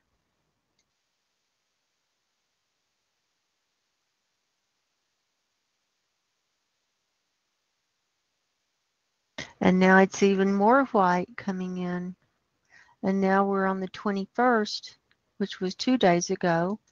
Here's the 22nd, and here's the 23rd. Here we are today. And you can see it's all white along here. There's no ice along there, along here, here. All on the coastal edges, it's white on most of it. And you can see that the other color on most of the coastal edges is purple or violet, and very little of even the aqua or the yellow or the red. But something interesting starts happening. Now they're going to go into their forecast period for another 7 days, and I want you to watch closely as to what's happening as I'm gradually moving click by click forward. And here's the 30th, which is the end of their forecast period on this GIF. And we see that some of the ice is coming back, and we see that it's closing back in. And so even though it's opened up, I'm thinking that I know we're not at the end of the melt season, but something is happening up here to make the ice come back, to make it colder up there. So the ice is going to be coming back in these areas. But we're still in melt season, and it's still going to be retreating around the edges and over here and over here. And we've got a storm up there, and it's raining and snowing right now. And it's just a huge mess. It's just a huge mess. So I wanted to show everybody that. So I've been going almost 2 hours here. And now I want to show you my slideshow. Let's go back to, let's just go back to the beginning of the month. And I've been saving these pictures from climate that's the 12th. That's not the beginning of the month. I've been saving the pictures from Climate Reanalyzer every day. Oh, that was me. And so that I can have my own record to compare to. And let's look at where we were at the beginning of the month, and we'll just go through and see where we're at now. So at the beginning of August, we still had ice covering over here in the Beaufort Sea. It was thin, but we still had ice around the top of Greenland, and we still had ice in all these little nooks and crannies. And so we'll just do our slideshow and see what's happened in the last 23 days.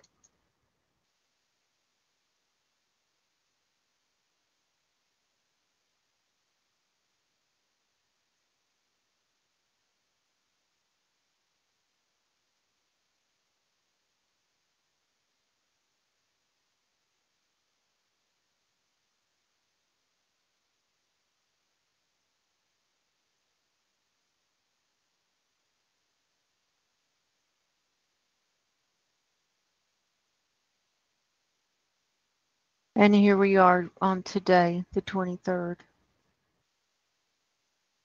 So you can see that a lot has changed in the last 23 days. We've got about another 3 or 4 weeks of melt season traditionally, but of course that doesn't mean anything because we're in no man's land now. So I'm going to put that navy, let's see, what do y'all want to look at now? I want to change my screen share.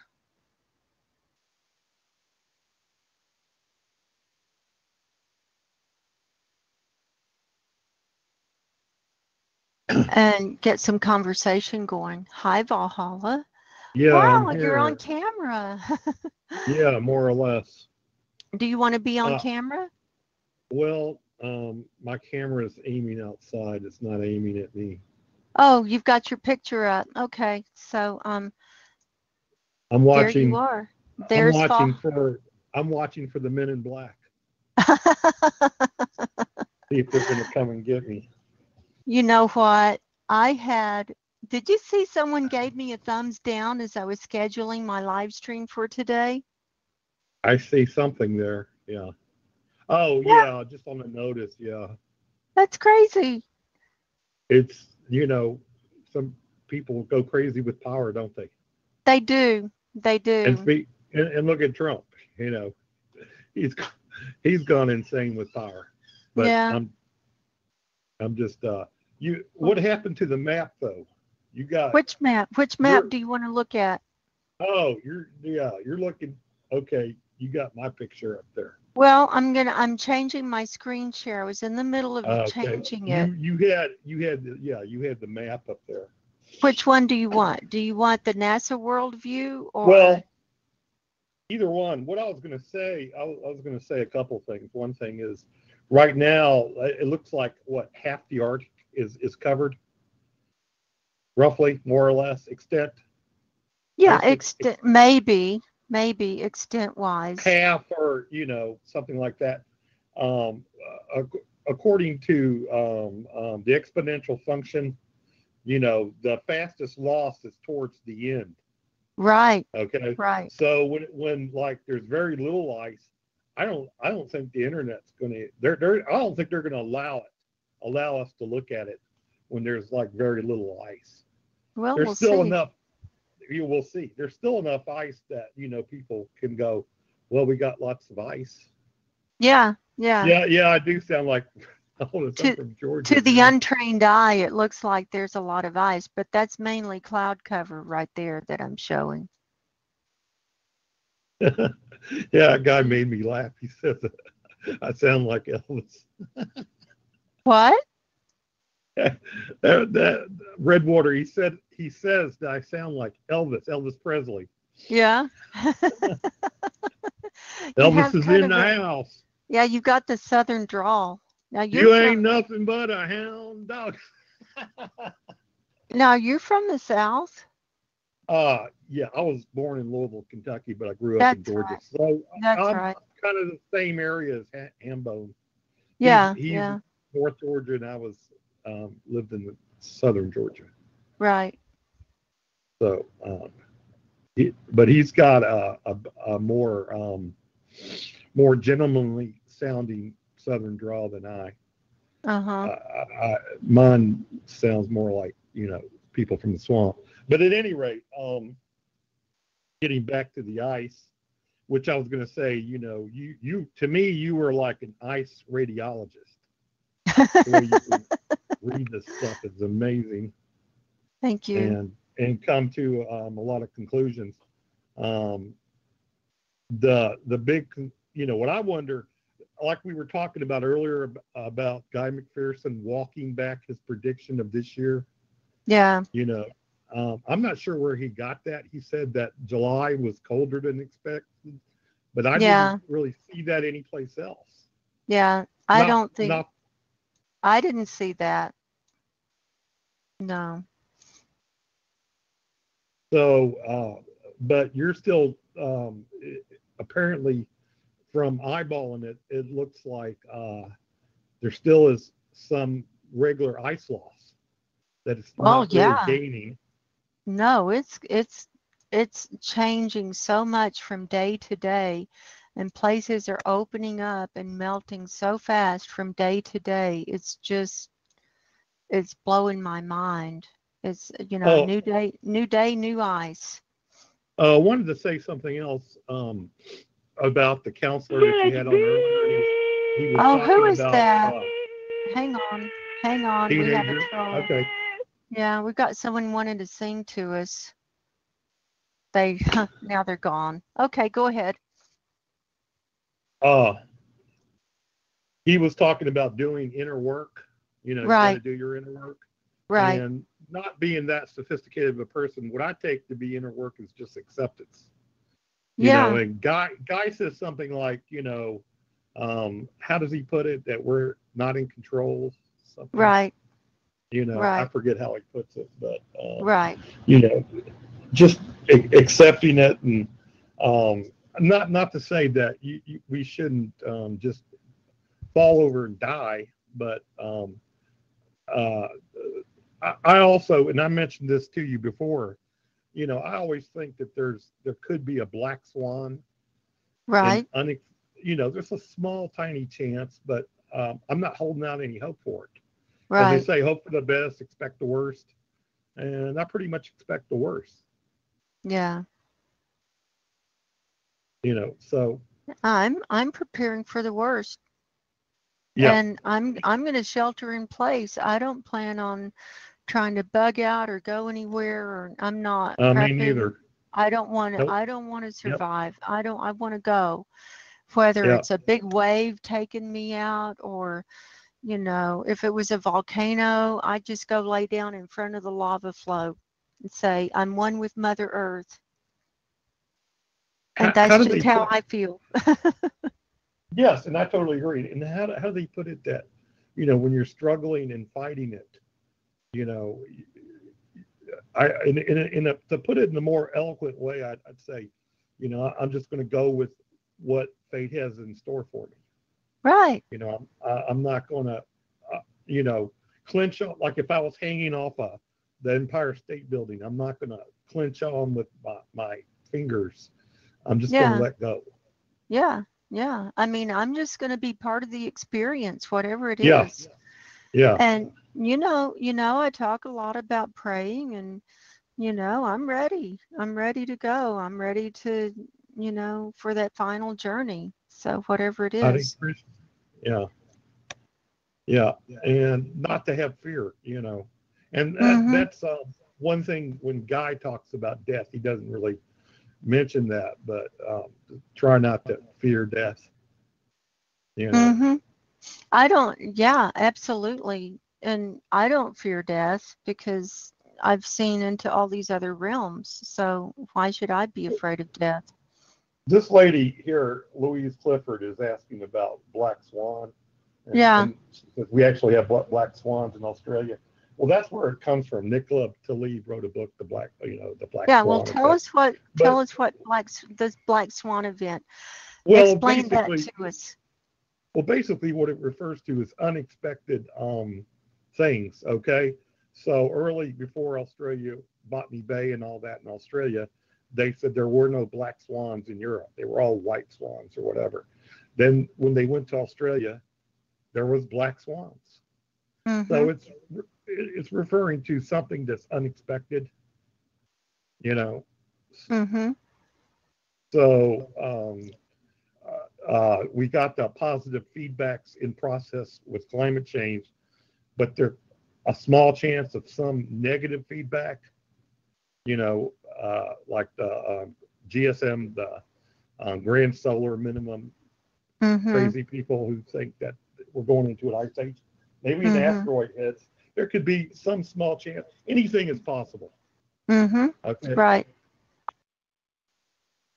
So I don't say with 100% certainty that the climate is in total meltdown. I say like 99.99%.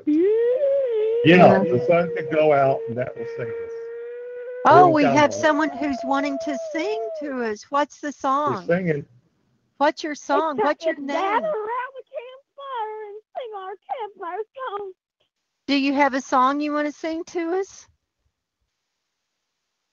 What's your name? Nope, they left. Okay, that's how you get rid of them.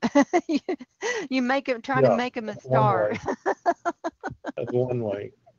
I hope they're having fun. Yeah. Yeah, I'm having fun. I hope they're having fun. Well, I'm having as much fun as I can have. So. Yeah, this and is I will fun. say, this is fun to me. So. And you've helped me because Beckwith, he comes on and he does his charts and graphs every once in a while, but you're not to say anything against Beckwith. Beckwith is great, but you're not quite as dry as Beckwith. Beckwith is like sitting in a university class. Yeah. You're listening to the professor. So yeah, you're both great in different ways. Let's put it that way. Yeah, well, we have different takes on it and different ways of presenting. Yeah. Right. Although I kind of make fun of Beckwith, about his love affair with charts and graphs. Yeah. And how he loves to put up all these different charts and graphs. The man loves them. He loves them more than anything. Yeah. You know what I think is a big thing here, Margo? It's Sandy. What? Hey, Sandy. What?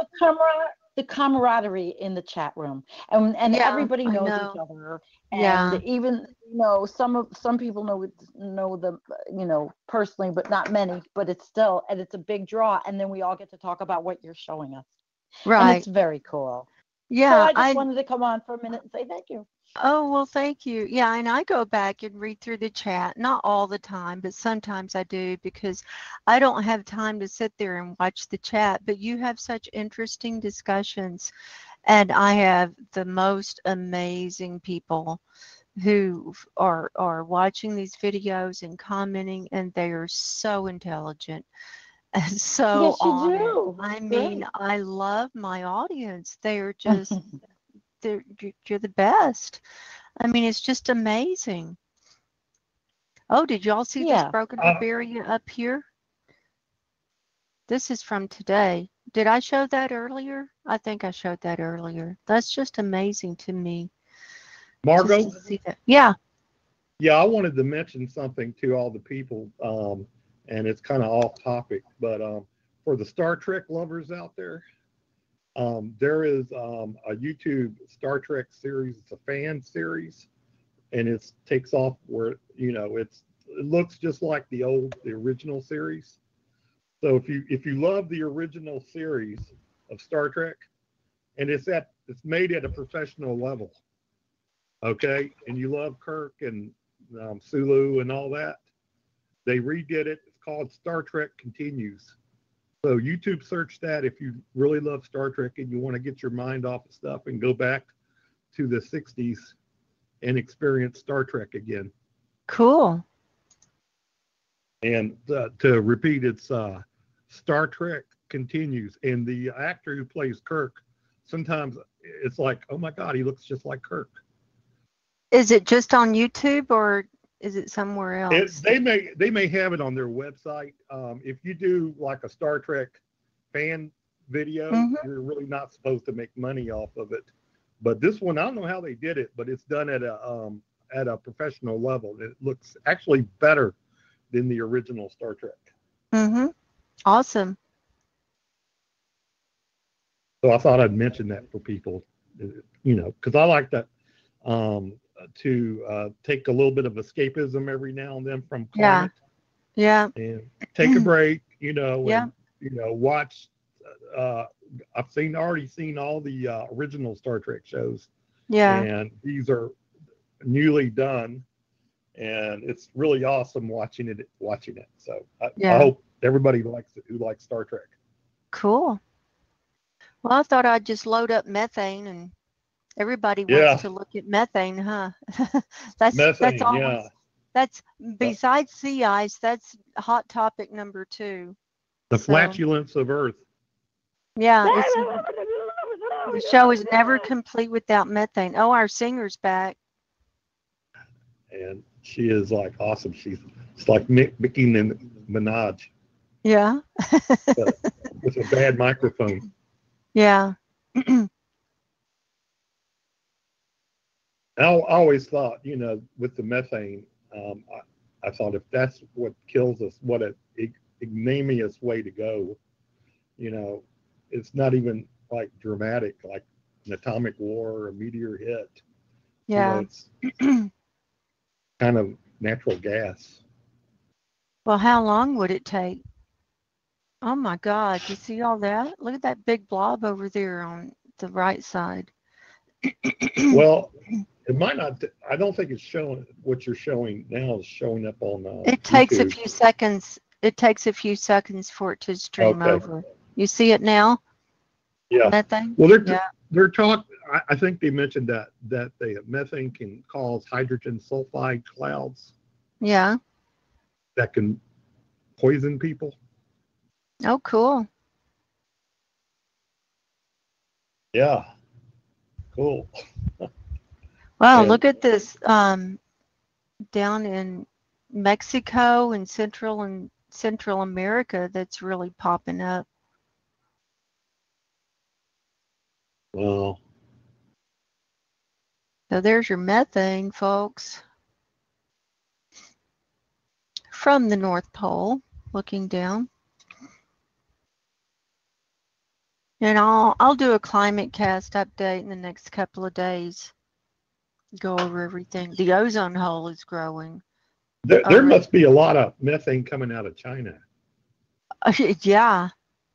Yeah. See, this is China over here. That whole area is like China And that whole area, see on the right there where I'm doing my pointer, that's all China. Our singer's back. This is India over here. Wow. Oh no.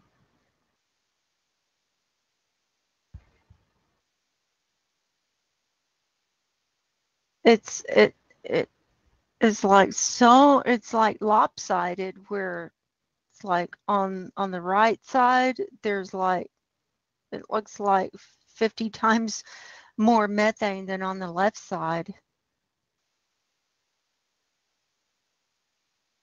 that crazy?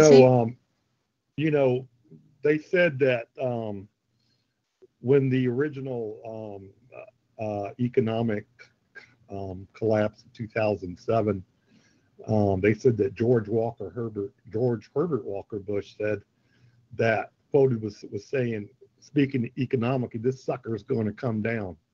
Yeah. And man, we got the methane escaping from permafrost. It's escaping from the hydrates from the seafloor.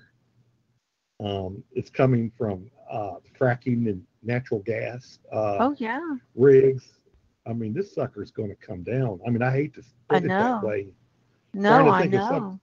I'm trying to think of something positive to say. I can't think of much. Well, Ryan. I saw an interview that Peter Wadhams was on yesterday or day before. Did you see that? Like day before, yes, ma'am. There were like 800 megatons of methane waiting to come up from everywhere, the permafrost and everywhere. 800. I think that's gigatons. Oh, gigatons, yeah. 800 gigatons. Yeah. And that would basically render the planet to an early Venus. God, I can't even wrap my mind around that. I mean, I know. It can't be possible, No, I know. It's like when you look at Star Trek and they hit somebody with a phaser and they kind of go invisible and disappear. Yeah. Yeah. It's like, man, that's just like 1,000 times the amount of greenhouse gases we got now. And of course, Guy mentioned that the water vapor in the troposphere, that there's so much of he says most of the water is in the troposphere. Maybe I misunderstood that. Yeah, the big, like Kent said, the biggest FARP ever. That's why we're going to have all these big superstorms, because there's so much water in the atmosphere. Yeah. And with the warming, we'll have these atmospheric rivers. And here's another thing. In Sandy, I was wondering, like where Sandy is, where I am in southern Indiana, the weather is unseasonably cool.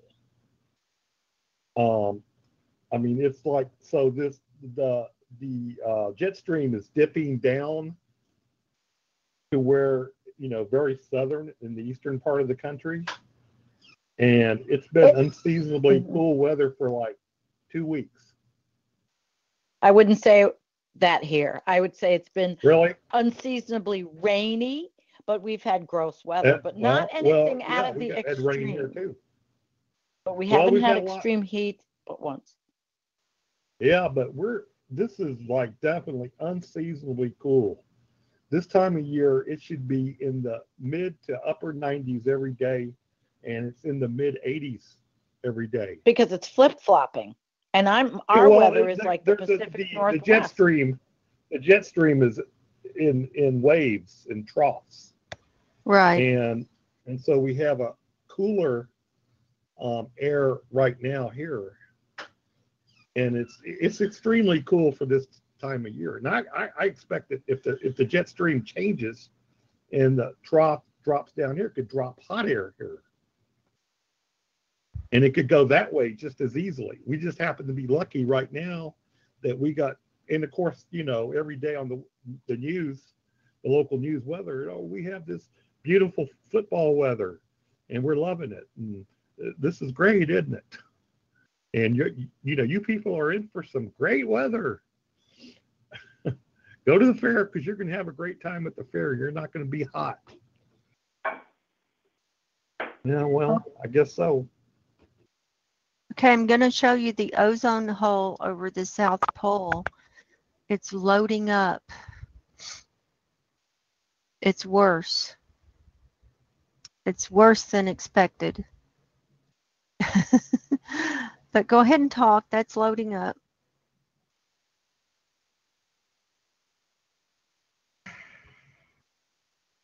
Well, I'm sure everybody's been frustrated or at least if not frustrated, quizzical at watching local weather on TV, that they never ever touch on climate change, period. No. And I don't know if that's because they're clueless or if they've gotten orders from above or both. If I was a weather person on the local news, I would be very nervous. If I was sitting there at, the high-end meteorological station at the local TV and getting, looking at what you're showing, these ice charts and stuff, I would be and being a meteorologist, I would be very nervous. Yeah. And then they got to go on TV and say, we got great weather, don't we? Yeah, they probably have to memorize a script so that they don't get in trouble if they go off of it. So what we're looking at, this is the South Pole, and this blue purple is 200 Dobson units, and then the aqua is 220 Dobson units. And that's the lowest. I mean, that's pretty much, the 200 is pretty much at the low end for NASA for the ozone hole. And you can see that the aqua has gotten, I mean, it goes way beyond the Antarctic, way beyond the ground there. I mean, and it just moves around. It's huge. And Margo? Granted, they're in the middle of their winter, but yeah. Can you refresh your screen, please? Yeah. Because I'm getting, I don't know if everybody else is, but I'm getting that circling thing. Oh, I need to. Yeah, so there's just seeing a picture loading thing, so you need to refresh your screen. Oh, okay. Maybe I've got too much loaded up. Hang on. I'm going to get rid of some of these other things. Let me pause this. And maybe I have too many browsers opened up. I'm going to close some things. Yeah, the screen is circling the drain just like we are. Oh, okay. Sorry. Yeah, I also have a theory about what they're going to do with Trump. Yeah. I think now, how political is this going to get? Not very. Okay. I think that they're going to freeze him, cryonically freeze him. Yeah. And put him in the sarcophagus, and with a whole bunch of ladies, like he likes porn stars, and they're going to freeze them too. And then when the Earth is more viable, it's going to automatically come back on. And they're going to unfreeze Trump, and they're going to and Trump's going to impregnate all these women, and they're going to make a new race called MAGA, Make America Great Again. Oh, you're funny. And the race of people will all have orange. They'll all be like Sandy with they'll all be giants with orange hair, huh? Orange hair, yeah.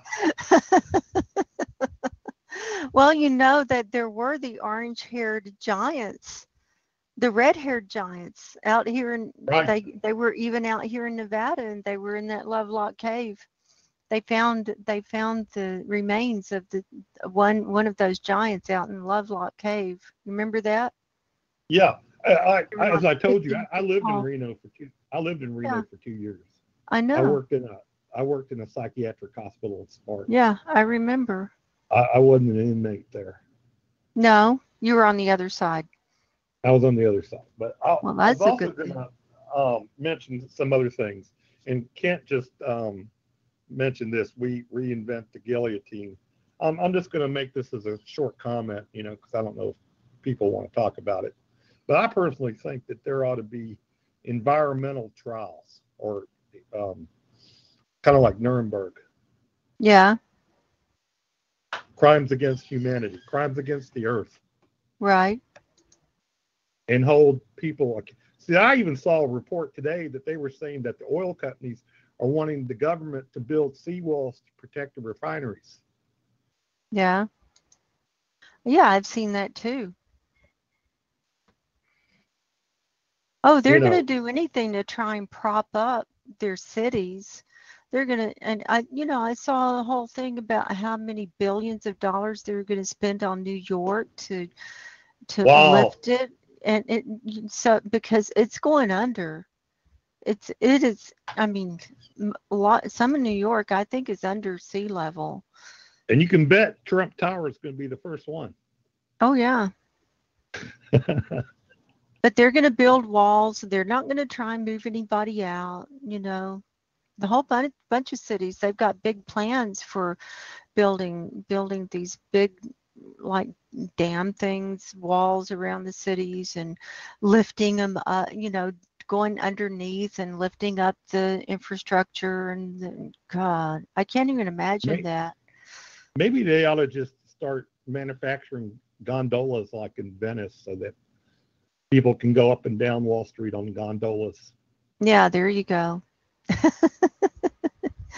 Okay, now the ozone is showing. Okay, class, here we are. Here's our ozone hole over the South Pole, and this aqua color is 220 Dobson units, and the blue purple is 200 Dobson units, and that equates to 200 Dobson units equates to 2 millimeters of ozone of thickness through all the way through the atmosphere up. 2 millimeters. And that's what's protecting us from radiation from the sun and cosmic rays and all of that. And this green is not very thick either. That's the next level up. That's 240. So you can see that the Antarctic the hole is huge all the way over it, not only over the continent, but beyond it as well. It's quite thin beyond as well.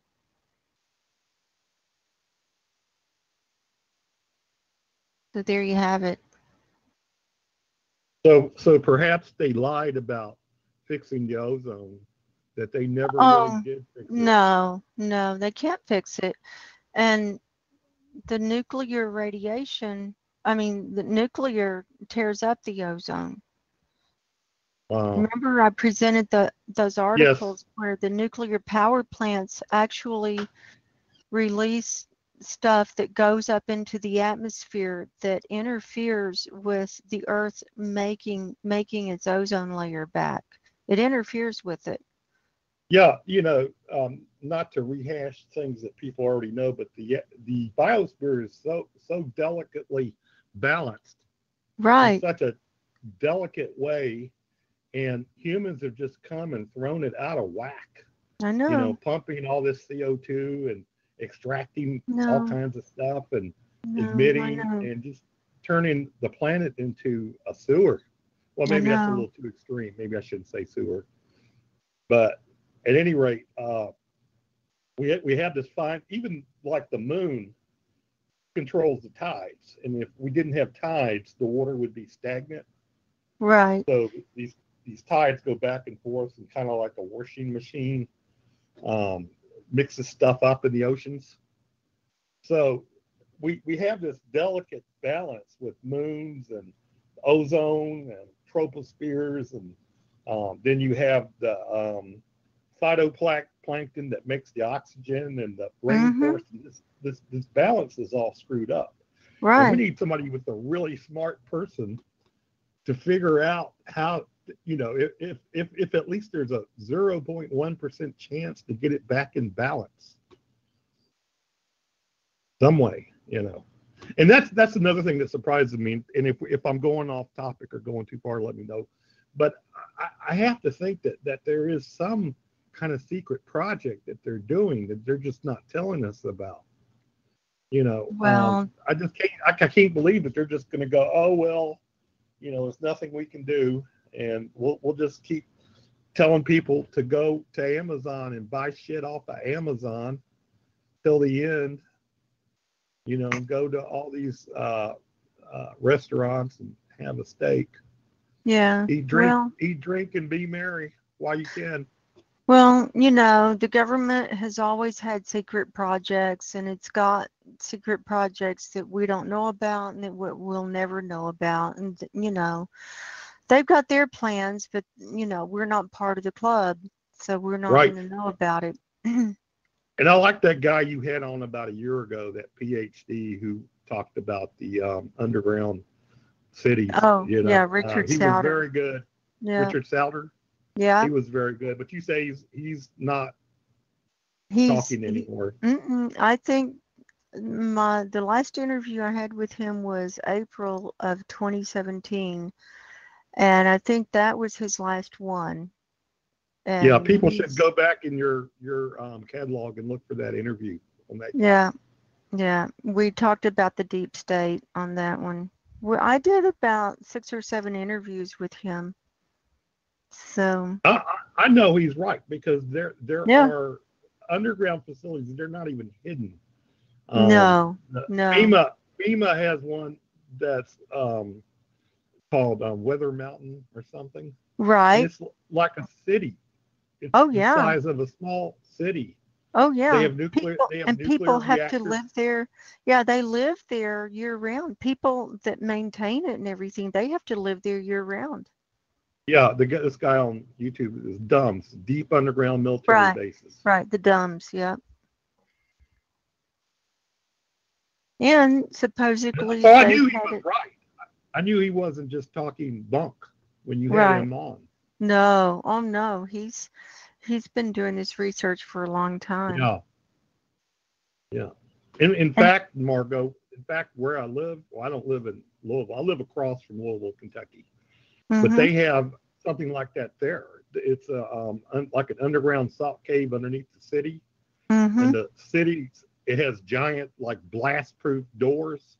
And this is not made up. They used to store, I don't know, old equipment or something down there. But now they built a kind of like a theme park, like an underground theme park where people have zip lines and crazy ass things like that. Yeah. But they have the blast doors ready. So if something goes down, they're going to close those doors, and they're going to, the important people, the VIPs, are going to get in, but not the rest of us. I guess, and whoever's down there on the zip line, they might get to stay. That's for COG, continuance of government. Right. Yes. And this may be COD for the local government. Yeah. But I know for a fact that just the city of Louisville has that. Right. Much less the federal government. Well, I think all your major cities probably have something like that, and a contingency plan. And God knows how many underground bases are out here in Nevada besides Area 51, Right. Area 51. There's lots of stuff out here besides that. So anyway, well, does anyone else have anything else they want to say or talk about? Because we've been going like 2.5 hours, and I'm kind of fading here. So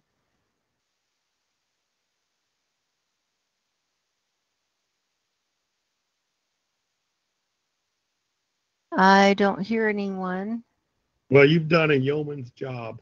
I really appreciate what you've done here, Margo. Thank you. You're welcome. I don't want to keep you anymore. It's done more than your share.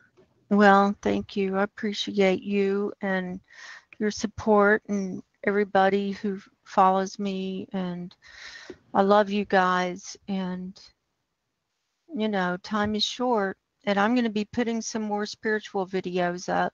And so, you know, we need to think about how we're going to handle these last few days and weeks and hours. And I think time is very short.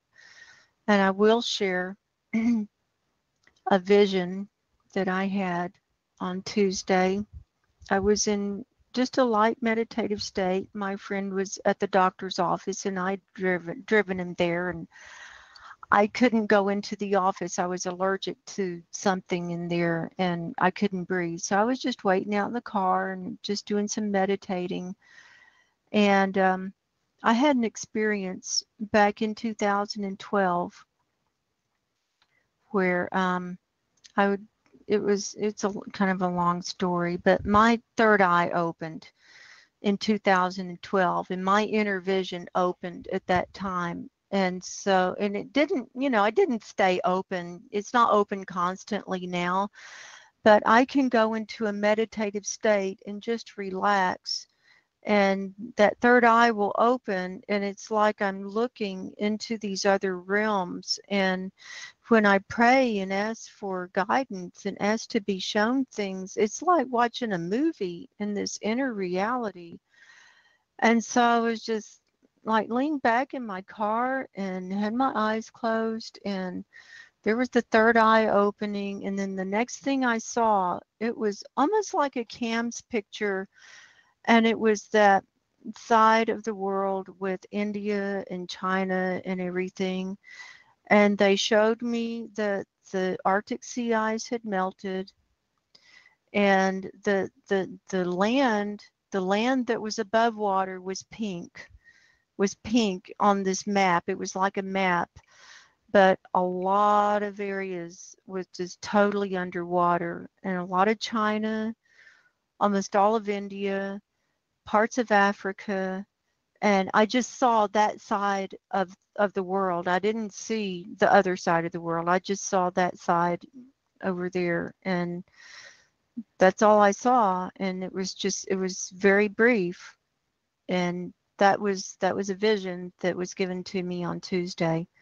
So that's how I get information in and messages, you know, among other ways. But then, you know, upon what I see, then, you know, I do the research, and it's like, oh, okay, everything kind of falls into place. So time is short. Everyone get your spiritual houses in order. And I love you guys, and we'll plan on keeping up these campfire chats every 2 weeks.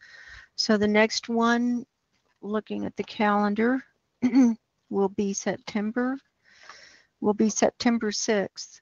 So we'll be able to look at what's happened with the sea ice in the last 2 weeks. And so till next time, my name's Margo. Power to the truth. Just pray for peace and discernment and peace beyond all understanding. So I love you. We'll talk to you soon. Take care. Good night. God bless everyone. Good night.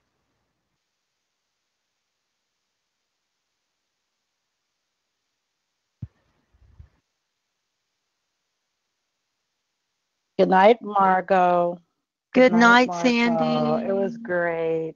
Oh, you got such a lively crowd in there.